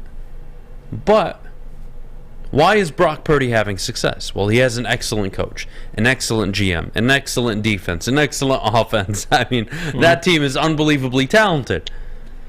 But if I were to rank the quarterbacks, I'm pretty sure you would have Jared Goff higher than Brock Purdy. So so far it's looking good, Jeff, and I want your thoughts on the Jalen Hurts part, because I know Jalen Hurts is your guy. Did I miss anything there? No, you didn't. I think the big one for me that separates Goff from, and we'll start with the NFC, because the AFC is a whole other animal. In the NFC, Jared Goff, I think the big thing that separates him from Jalen or Brock Purdy is experience. I think that's a big part of it. He's the only quarterback between the two that have played in a Super Bowl. He's the only quarterback. He's played in more playoff games. Jalen Hurts played in 2 so far in his young career. Not saying they won't ever pass Jared Goff, but as of right now, Hurts has 2 playoff games. Brock Purdy is his first time in the playoffs and looks dang good. But Jared Goff has that experience. I think that's a big part of it. He's won playoff games. He's played at the highest level, went to a Super Bowl, knows what it takes to get there, knows what it takes to win playoff games. Great in different situations. That's, I think, what separates Goff the most. Now, if you go to the AFC, even Joe Burrow, I know, again, it's only really 3 seasons, if you include, I guess, the season where he left early. He's played in 6 playoff games so far, Joe Burrow. So, again, he's going to pass Jared Goff. But as of right now, 6 playoff games. Jared Goff, 6 playoff games. I think that's the most important thing, is the experience Jared Goff offers you. And, again, it's not like he's not no slouch. I mean, you look at even a guy like Jalen Hurts. The thing that separates Jalen Hurts is his mobility. That's the big thing. Obviously, the guy almost went for 1,000 yards this year. That's the big thing, and it's always going to be the big thing. Brock Purdy, he's not a guy like Jalen Hurts as athletic, but he's still mobile. Like, if you watch Brock Purdy, the guy's running around like playground football, and he's completing incredible throws. Jared Goff, to me, and this is why I don't see him as the issue right now, until you're contending consistently for a Super Bowl and you can really look at your roster and say, you know what, Jared Goff might be the weak spot. But as of right now, what he offers in terms of experience, I think is much more valuable, even going against Brock Purdy or Jalen Hurts. So that's really the biggest difference for me. Although those guys might be more athletic or more mobile, Jared Goff, with his experience in the league so far, I think that offers value in the NFC. It really does. Okay, let's go to the AFC, and I think this is where it gets a bit unfair, right? Hard for me to have this conversation because Jared Goff is nowhere near, and it's a significant gap between Patrick Mahomes, Joe Burrow, and where they're at and where Jared Goff is. Mm-hmm. Not a knock on Jared, but he's no fucking Patrick Mahomes or Joe Burrow. He just isn't. And that's why I have a hard time comparing, because there's nothing to compare, Jeff. The reality is the better quarterback is on the opposite team in that matchup, in that scenario. Right. If I were to tell you the Lions played the Niners or the Eagles tomorrow, you could have a debate. There is no debating Jared Goff with most quarterbacks in the AFC, but that's the beauty of the NFC right now. Not many good quarterbacks. Not many franchise guys. I gave you a list yesterday. My 4 best quarterbacks were all in the AFC. Mm-hmm. 5 of the 6 were in the AFC. Jalen Hurts being the exception. He was 5 on my list. Tells you a lot. They're all in the AFC, so you can get away with it. But when you get into that moment, you don't have to worry about it until really the Super Bowl. Yeah, until you get there. In theory, right? Yeah. But it still shows how important it is to get that guy. So when people talk about Anthony Richardson, who I don't like, or Will Levis, or Bryce Young, or CJ Stroud, or any of these guys, you see why, though? Because if you draft one of the elite and you land in, they just fall in your lap and you get them, changes your franchise. Yeah, if those guys are elite, you're immediately a contender. Yeah. It's like what Joe Burrow said. They asked him, how long do you think, what's the window for the Bengals? And he said, the window as long as I'm playing for them. Damn right. Like, it's a pretty badass quote. Like, that's what it is, like with guys like Joe Burrow. So, again, will they find the next Joe Burrow? I don't know, but you're right about that. There's always going to be guys that are going to be reached on to find that next guy. The NFC right now is so wide open. I mean, Jared Goff, we talked about it yesterday, he's the second best quarterback. I mean, you got Kyler Murray, Geno Smith, Dak Prescott. It's wide open. And the fact that Brock's doing this with the 49ers, yes, great coaching, stacked roster. I mean, even if you look at the Lions and what Jared Goff's doing with that current roster, like we talked about earlier, it's not the most stacked, had great numbers this year. And we know one of the greatest Monday night games of all time, it featured who? Jared Goff, Patrick Mahomes. I know it was the past, but still, we know what he's capable of. So Jared Goff to me he's far from the main problem. I mean, he's good enough to get you there. You just need to build a roster around him and have supreme coaching, which we see with the Eagles and the 49ers. Fair enough. Well, look, I thought that was excellent for our first go-round. Let's go to coaching. We'll do that coming out of the break. When we get back, Dan Campbell will compare him to the 4 coaches left in the NFL playoffs. But before we do, Jeff, our good friends over at Cintron. Let me tell you about them, guys. Cintron World is an aspirational lifestyle beverage brand with a line of sparkling flavored energy beverages and premium bottled water. Cintron is fashionable, functional, and fun. If you're looking for premium ingredients, long-lasting energy, balanced hydration, essential vitamins, and great taste, Cintron is your top choice. Buy online at drinkcintron.com. Cintron is also available at Amazon. Cintron is more than just a beverage. It's a lifestyle.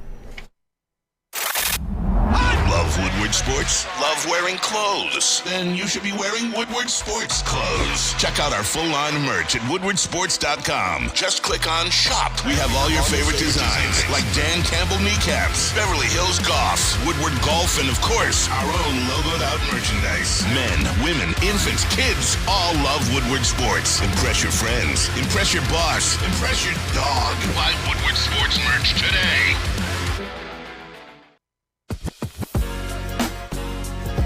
What's a winter wonderland if you can't shop, eat, and play? Lucky for you, you can do it all at the Downtown Detroit Market, Cadillac Lodge, and the new winter version of the Monroe Street Midway, all located just across the street from Campus Martius Park. Find the fun at deckedoutdetroit.com.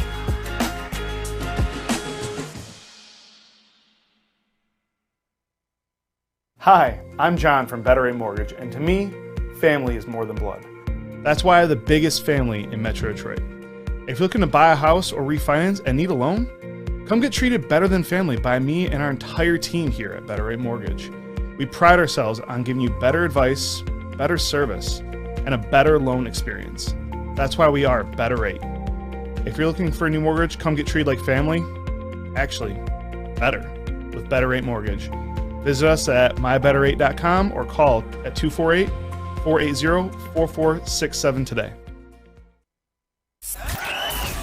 We are the network for Detroit by Detroiters. Welcome to the Woodward Sports Network. At Alta, uptime matters. Alta Equipment has everything you need to get the job done. If you have a big project coming up, Alta Rent has you covered. Call them today, 844-GO-TO-ALTA. That's 844-GO-TO-ALTA today. All right, 9:26. Back here on the Morning Woodward Show, live, woodwardsports.com. Fish, have you seen the Shut Up Fish emotes in the chat yet? I'm looking right now for it. Can you guys spam some Shut Up Fish emotes, please? Oh, I saw it. It looks nice. You like it? Yeah, it looks nice. Your face is dropping tomorrow, by the way. Nice. I mean, yep, we're going to have your face all over the internet. Does that make you comfortable or uncomfortable? Wow.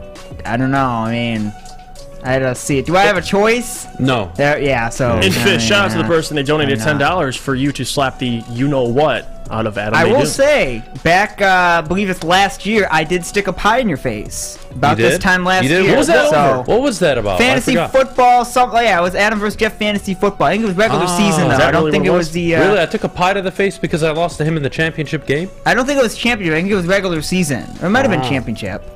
That's unfortunate. Yeah. Either way. I'll try to find it and post it up so you guys can watch it. It was pretty legendary. It's still on our Instagram. It is still there, yeah. Yeah, it's still up there. All right, well, shut the hell up, Fish. Moving on. Thank you. All right. Dan Campbell, let's compare him to the 4 coaches left in the NFL. This is where it gets a bit complicated for me, okay? Because Dan's in year 2, okay? The only coach that's in year 2 is Nick Sirianni. But I think we can all acknowledge the job he's done there has been exceptional. Yeah. The talent was nice. The GM's done a hell of a job, but that doesn't take away from the job Nick Sirianni's done. Having said that, Jalen Hurts has won 18 of his last 20 starts. It's crazy. The Eagles have won 18 of their last 20 regular season games. That is ridiculous.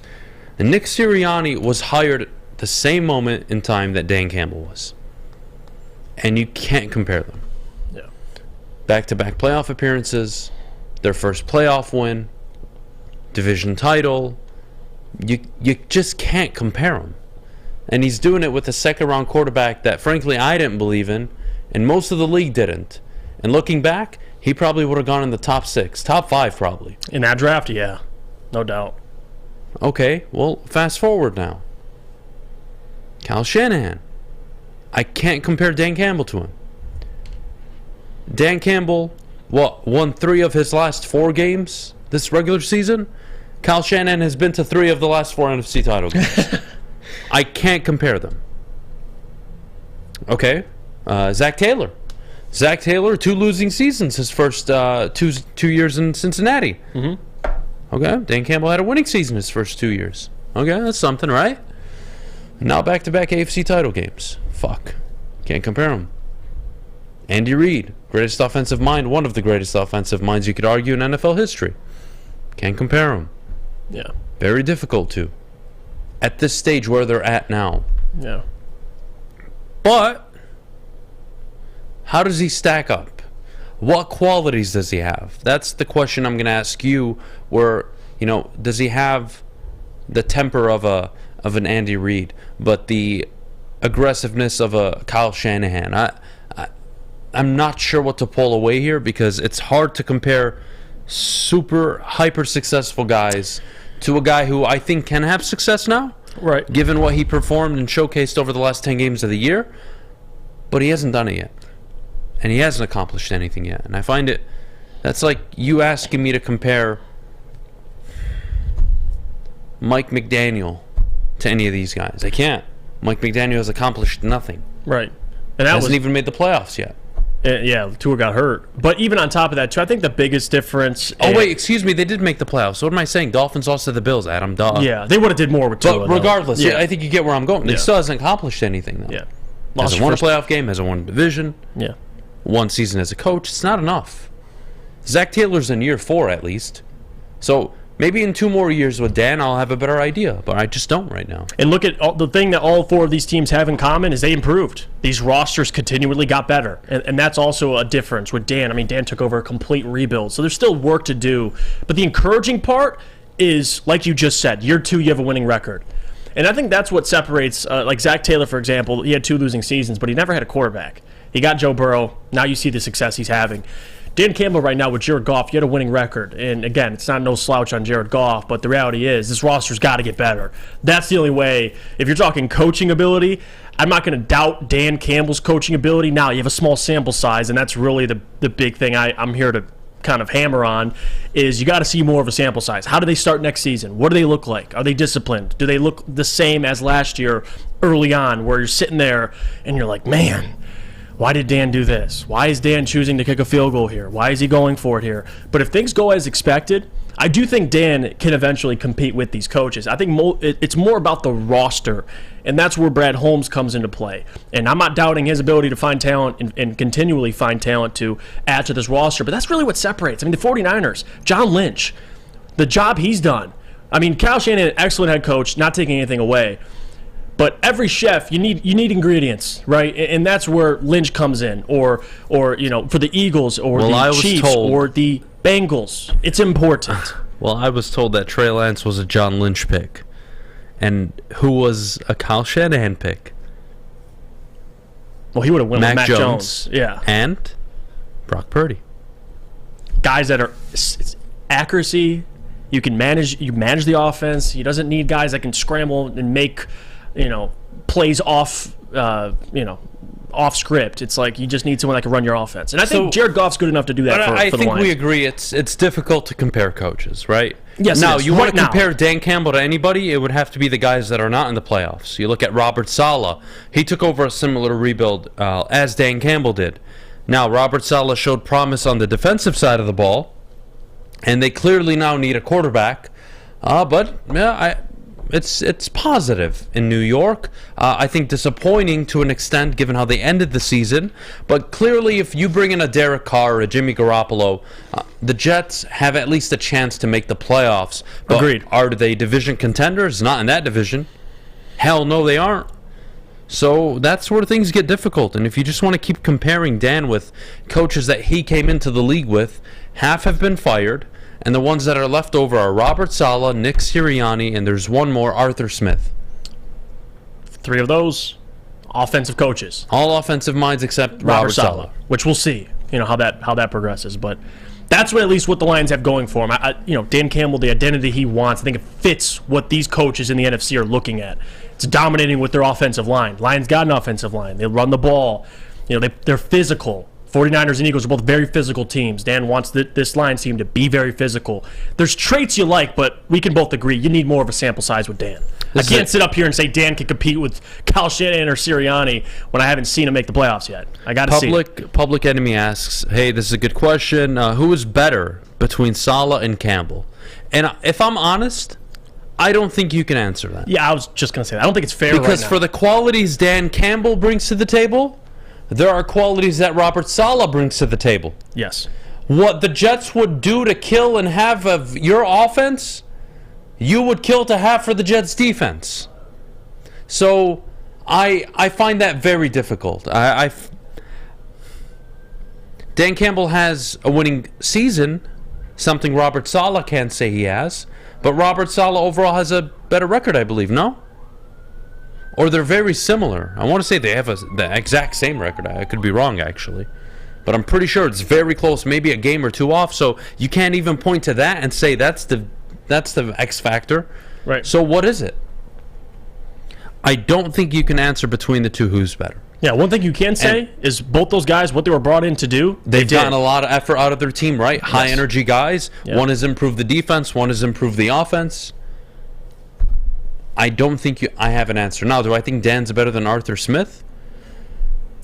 Tough to say. Yeah, I was going to say it's hard for all because all they're three of in a those rebuild, teams. just like the Jets are, just like the Lions were. But the Lions now are X amount farther along than the Falcons are.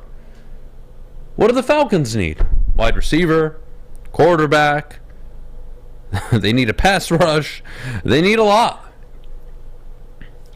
Well, you have a GM in Detroit that is hitting on pick after pick after pick. Right. And that helps any coach. You brought up John Lynch earlier. It's nice when he gets those players in the second, third round that come in and help Kyle. Or acquires Christian McCaffrey. And that they only pay Trent Williams on the offensive line, but they've made it work with everybody else because they know how to scout talent and sign free agents and trade for players and draft players. Mm-hmm. It's nice when you have a GM that helps you. That doesn't take away from the coach. No. So Arthur Smith, somehow he's won a decent amount of games, but he doesn't have a quarterback. Dan does. He doesn't have an offense. Dan does. Doesn't have a defense. Doesn't have a defense. Dan is developing one. Yeah. So you want to pluck guys in situations. Do I think Dan would lead the Niners to where Kyle has in 3 of the last 4 years? I don't think so.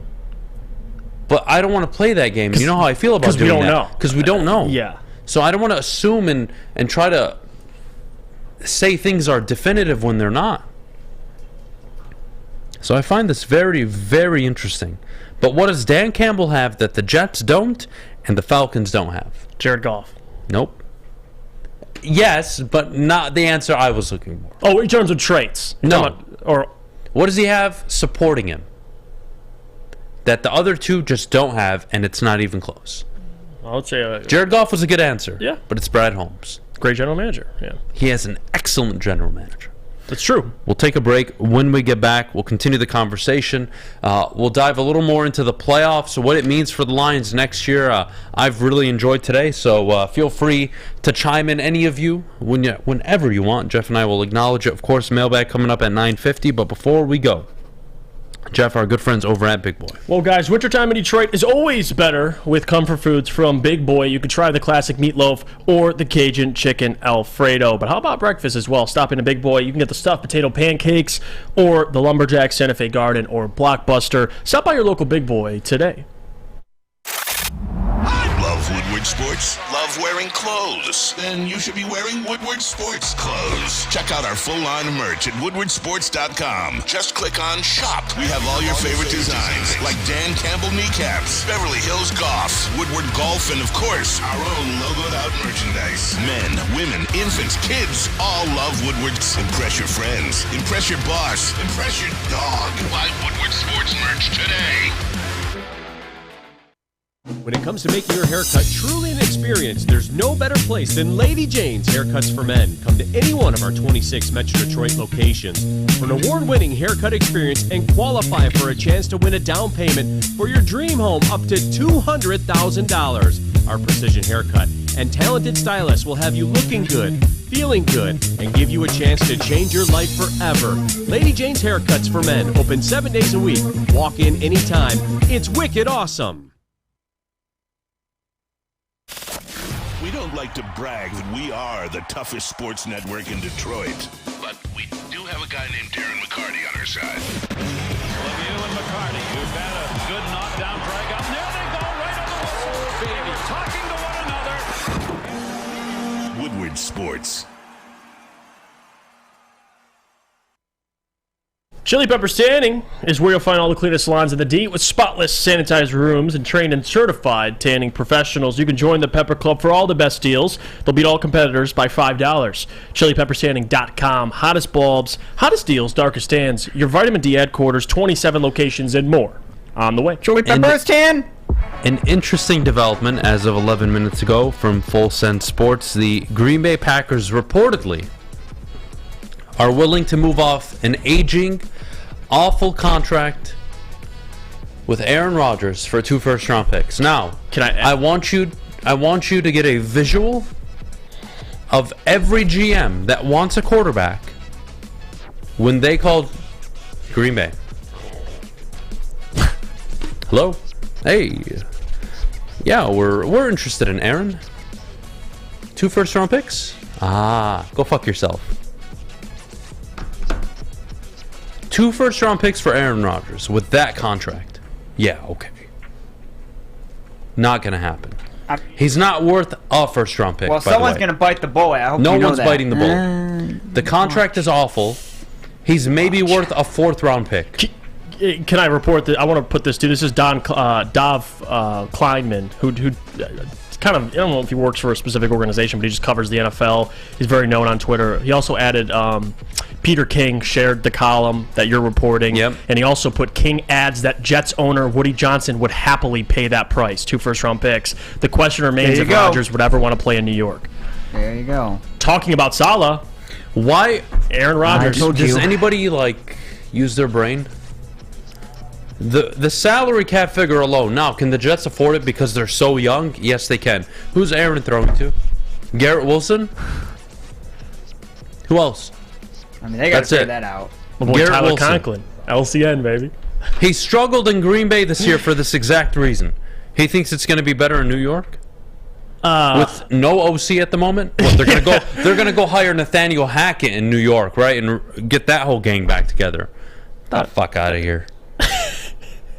So that would be such a bad move. So if you're Woody Johnson or you're the Jets GM, what quarterback are you looking at right now? Pursuing of the guys Derek available? Carr. You like Derek over Aaron? I like Derek Carr. I get way more years out of him, and it's worth the money. Probably a little cheaper too. I like Jimmy Garoppolo. I wouldn't mind him. Mm-hmm.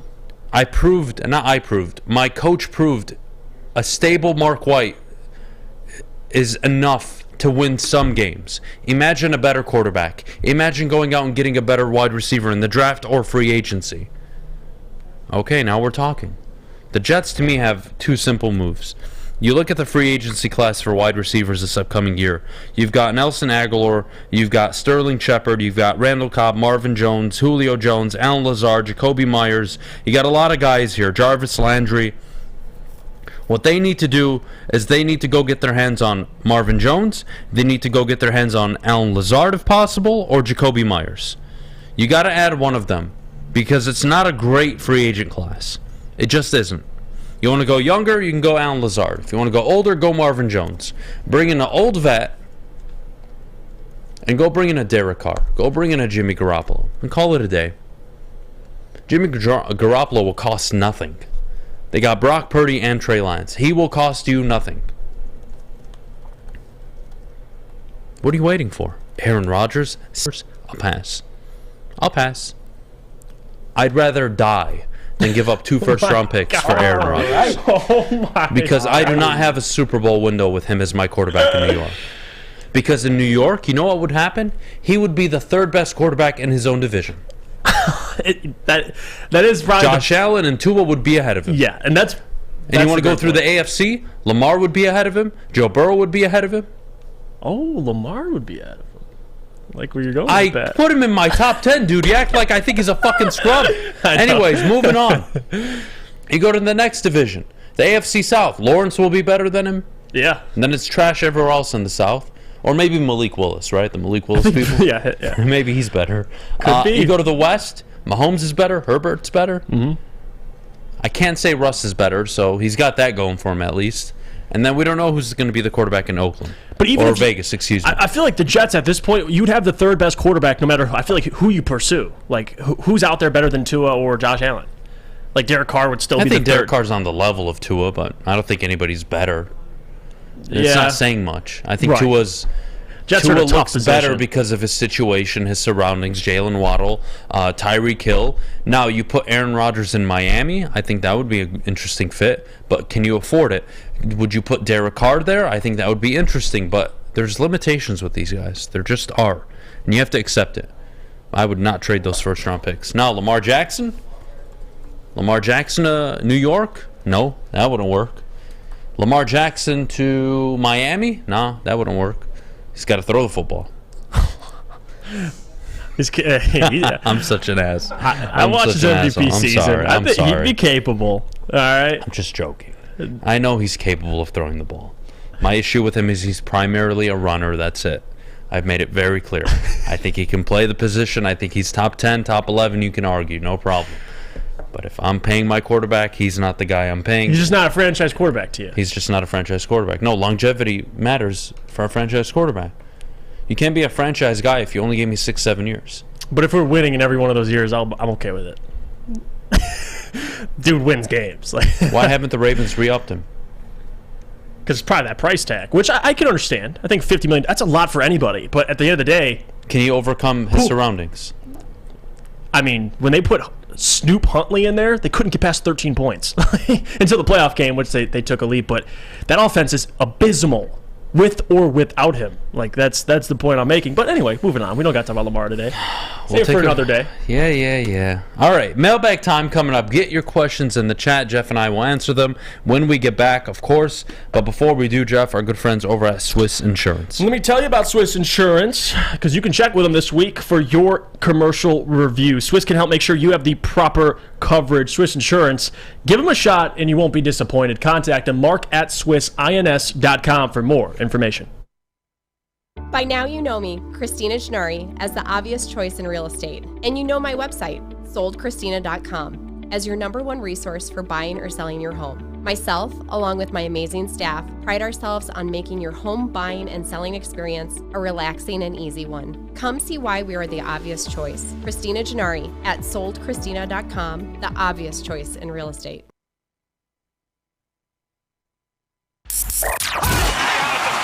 Can't get enough Woodward Sports content? Head over to woodwardsports.com right now for up-to-date sports articles and great entertainment news. We have the best writers, bloggers, and coverage all at your fingertips. Head to woodwardsports.com right now to experience all Woodward Sports has to offer. We are back. What's wrong with Greece, Jeff? I don't like that you just slandered Greece. Why are you okay, listen, we have a television in here and they had, a Greece tennis player on. I couldn't pronounce his last name. I'm sorry, Fish. Oh, well, that's fine. How do you pronounce his last name? Stefano Tsitsipas. I think it's Tsitsipas. Tsitsipas. Yeah, sure. Okay, you said sure. I butchered it, didn't I? No, not really. I mean, they have the actual spelling if you go to the ATP tennis website. They have a Siri version telling you the name. Fish, I'm going to ask you a question that our friend in the chat asked. Sure. Which I think is hilarious. It is mailbag time, by the way. Any questions are welcomed or comments. Anything. So, Will Herbin asks, mailbag, would you trade your non-dominant pinky finger for a Lions Super Bowl? My non-dominant pinky finger? Are you right-handed? I am right-handed, yes, sir. So left-handed. Why? No, I would not. Go fuck yourself. Wow. I would like my limbs to myself. Thank you very much. Boo. Why can't the fucking owner of the team give up their limbs? I didn't get a chance to answer. Why? I already paid for the tickets. I already spend my Sundays. Why? No, it's Why can't the fucking owner do it? Why can't the GM? Why do I have to? What a stupid question. You don't sound like fun. Yeah, that's not fun. It's called hypothetical. Would you give up your left leg? No, I wouldn't. I think stick. Fuck the Lions. I think 59 years. I'll go another 59. Go fuck yourself. I know we're just messing around, but I think Stick will legitimately cut off his finger for Super Bowl. I believe that. Yeah, Stick is probably the one exception. Some of you are built different. I can't do that. I would never. Stick is the one that's built different. I would never. I would like to hold my cup of coffee without spilling it when I try to drink it. Thank you very much. Okay, he said non-dominant. You can still hold it with your dominant hand. Chuck says pinky for Michigan to win back-to-back natties. I'm holding the bottle with my right hand with my pinky. Now left hand, you just do that. The fancy. Yeah, you do the fancy. Pinky up. It's pretty simple. Oh, there we go. It's pretty simple. You just... Says the guy that didn't know what Belle, Iowa is, or Traverse City, or any cities. Shout out to Duncan, by the way. Donated $10. He says, if I wanted to off myself, I would climb into Adam's ego and jump into his IQ. That's a good Thanks one. for the $10, Duncan. Thanks for supporting. That's a good one. I'm not gonna lie, that was a really good one. That's a good one, yeah. Like, I've had my shit talking in my day. That's a good one. That's a really good one. That was well done. Jesse asked, or Mailbag, rank these overused sports phrases. Number 1, he's a dog.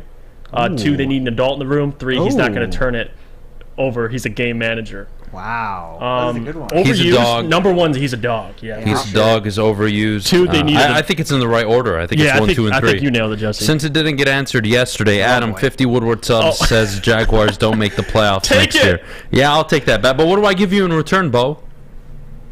Yeah, there's got to be. I got to give you something in return. I'll take the bet, but I'm not sure. I'm not sure what I'm doing here. So let me know what you'd like. What else do we have in the chat, buddy? Mailbag, Jeff, and Adam. Who are y'all taking with the first 2 picks? I want to trade back, but I can't in the scenario because it doesn't exist. I'm going to go Brian Burris and Joey Porter Jr. I would prefer Devin Witherspoon. I don't want to take him at 6. I'd like to trade back to 8 or 9, but then again, what the hell is a 2-pick difference at that point? So maybe Devon Witherspoon, and then what you do at 18 I think becomes a bit more interesting. You want to go for a linebacker. It's a tough one, man. I really haven't given the draft much thought yet. I'm still in the NFL season. We have so much time on our hands for the mock draft stuff. Which, it'll be a lot of fun. For now, Devin Witherspoon and Joey Porter are just on my mind constantly. I'll tell you that much. Yeah, I'm with you. I like Witherspoon. Mailbag, if the Lions were trade for Jalen Ramsey, what would you be willing to give up for him? Nothing. My dick. I'm not pursuing. I wouldn't give up Jalen anything. Ramsey. And on top of that, too, I think Sean McVay's back, so I don't even know if they'll end up trading him. We'll see. Yeah, they can kick rocks. I'm going to pass on that. They can kick rocks. Winner buys 50 subs. Oh, okay. I'm cool with that, Bo. No problem. Deal. Wow. Deal. All right. No problem at all. Would you trade up to 3 with Arizona to grab Jalen Carter if it Depends on the price. I think he's if worth it meant grabbing. to cost your other first-round pick and maybe a second round? No. I wouldn't do it. If I had to give up my other first-round pick and a 18 second-round and a pick, second, I that's wouldn't do 3 it. players, quality players you could find. No, I'm good. Adam, would you cut off Fish's pinky on air for a Lions Super Bowl? I absolutely would. Yeah, because that makes Fish's. sense. It's not mine. You guys can give up your limbs. but I'm not doing it. What did he specify? Which one? Your pinky. No. Which hand? No, he did not specify. Both pinkies, left, right. I don't know. He didn't specify. Okay. Well, maybe he's wanting you to specify. If you could time travel to 1 year, great job, everybody. Yo, that's what year would you go to watch? By the way, sports? Ami, shout out to Ami. That's my cousin. So, oh, is that love for him? If you could time travel, what year would you travel to watch sports? I would go to the Bad Boys era. I want to watch the Bad Boys in person. That would be incredible. I want to see Bill Laimbeer throwing bows and seeing fights. I would love it. I would like to relive my 2010 life. Oh. 2010 for me was one of the best years of my life. For watching sports, not so much in this town, but I have a fond memory of 2010, just watching certain games overall. So Nice. weird one for me, but And I want I'll to go watch 2010. greatness, man. I want to watch Isaiah Thomas. How do you know? You can answer this one. All right. Mailbag, what is the number 1 concern facing the Detroit Tigers in the coming season? You can list all those concerns for you. Ownership, hobby bias, sucks balls. Yeah, I don't want to talk about the Tigers. Irrelevant. Irrelevant. I would time travel to the year Michigan wins the Natty in the future. See what you did there? Might have to wait a while. Good luck. Yeah. Does Brad Holmes trade back the first round for a first rounder? I don't know. I don't know. We'll see what teams are willing to pay if they're willing to trade up to 6 this year. If the Lions were to trade for Jalen Ramsey, what would you be willing to give up for him? Nothing.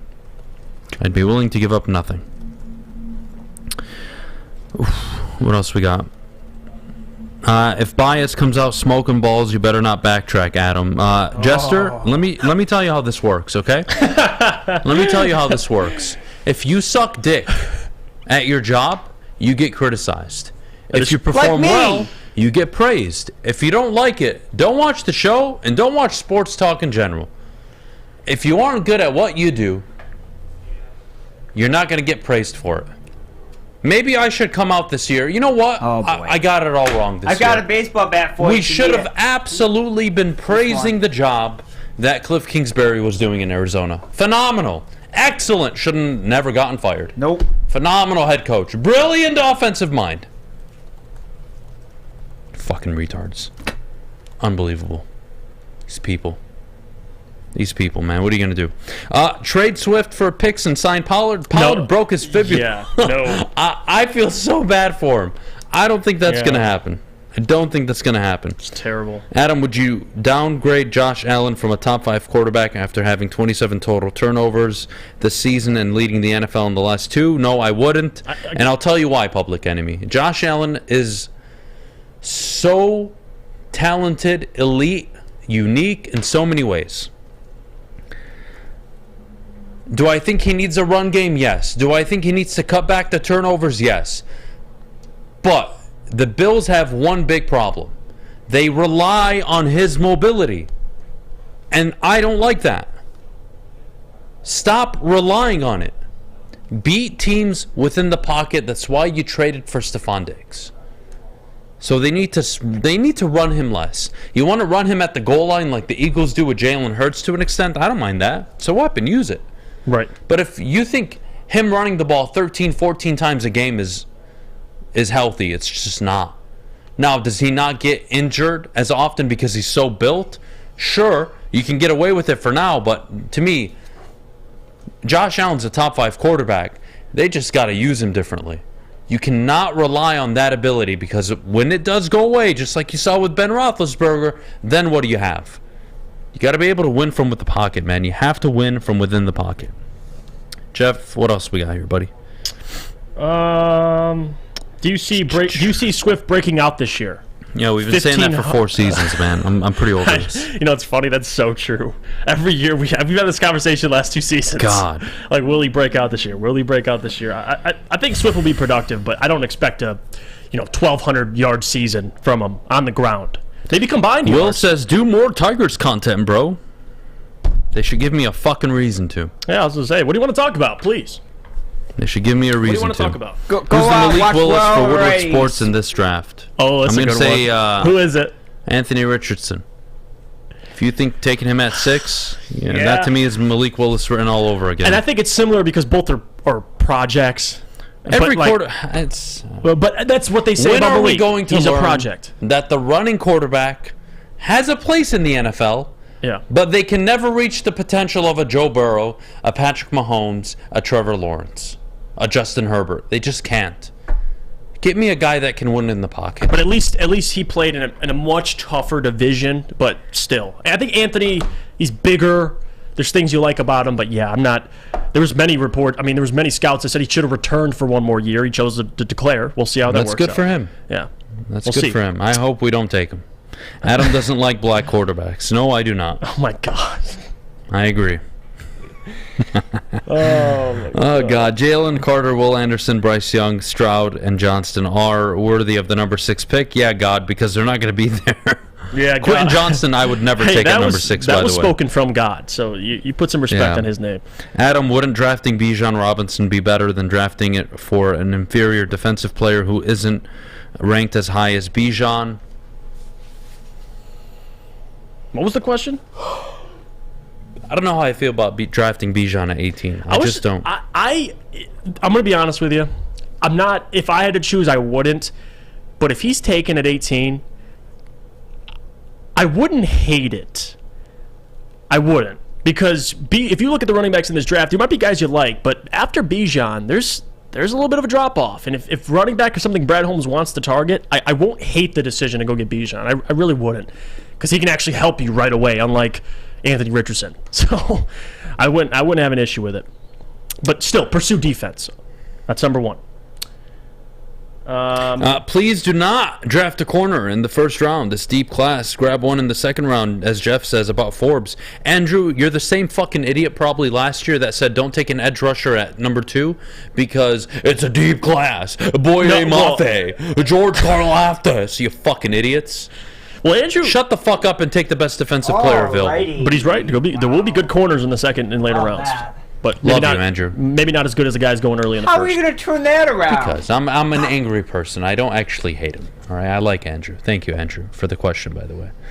That's it for the show. Thank you guys so much. We're out of here. I hope you had a great time with us as always. Appreciate you, Andrew. Appreciate everybody in the chat. Thank you so much. Have a great rest of your Tuesday. We're out of here. We'll see you tomorrow. Jeff, thank you as always. Fish, shut the hell up. Thank you. Alex, thank God you showed up on time today. That was nice of you. Thanks for doing your job. Anyways, we're out. See you tomorrow. Have a great rest of the Tuesday. We're out of here, boys. Go watch all the sports your little heart desires. How do you not?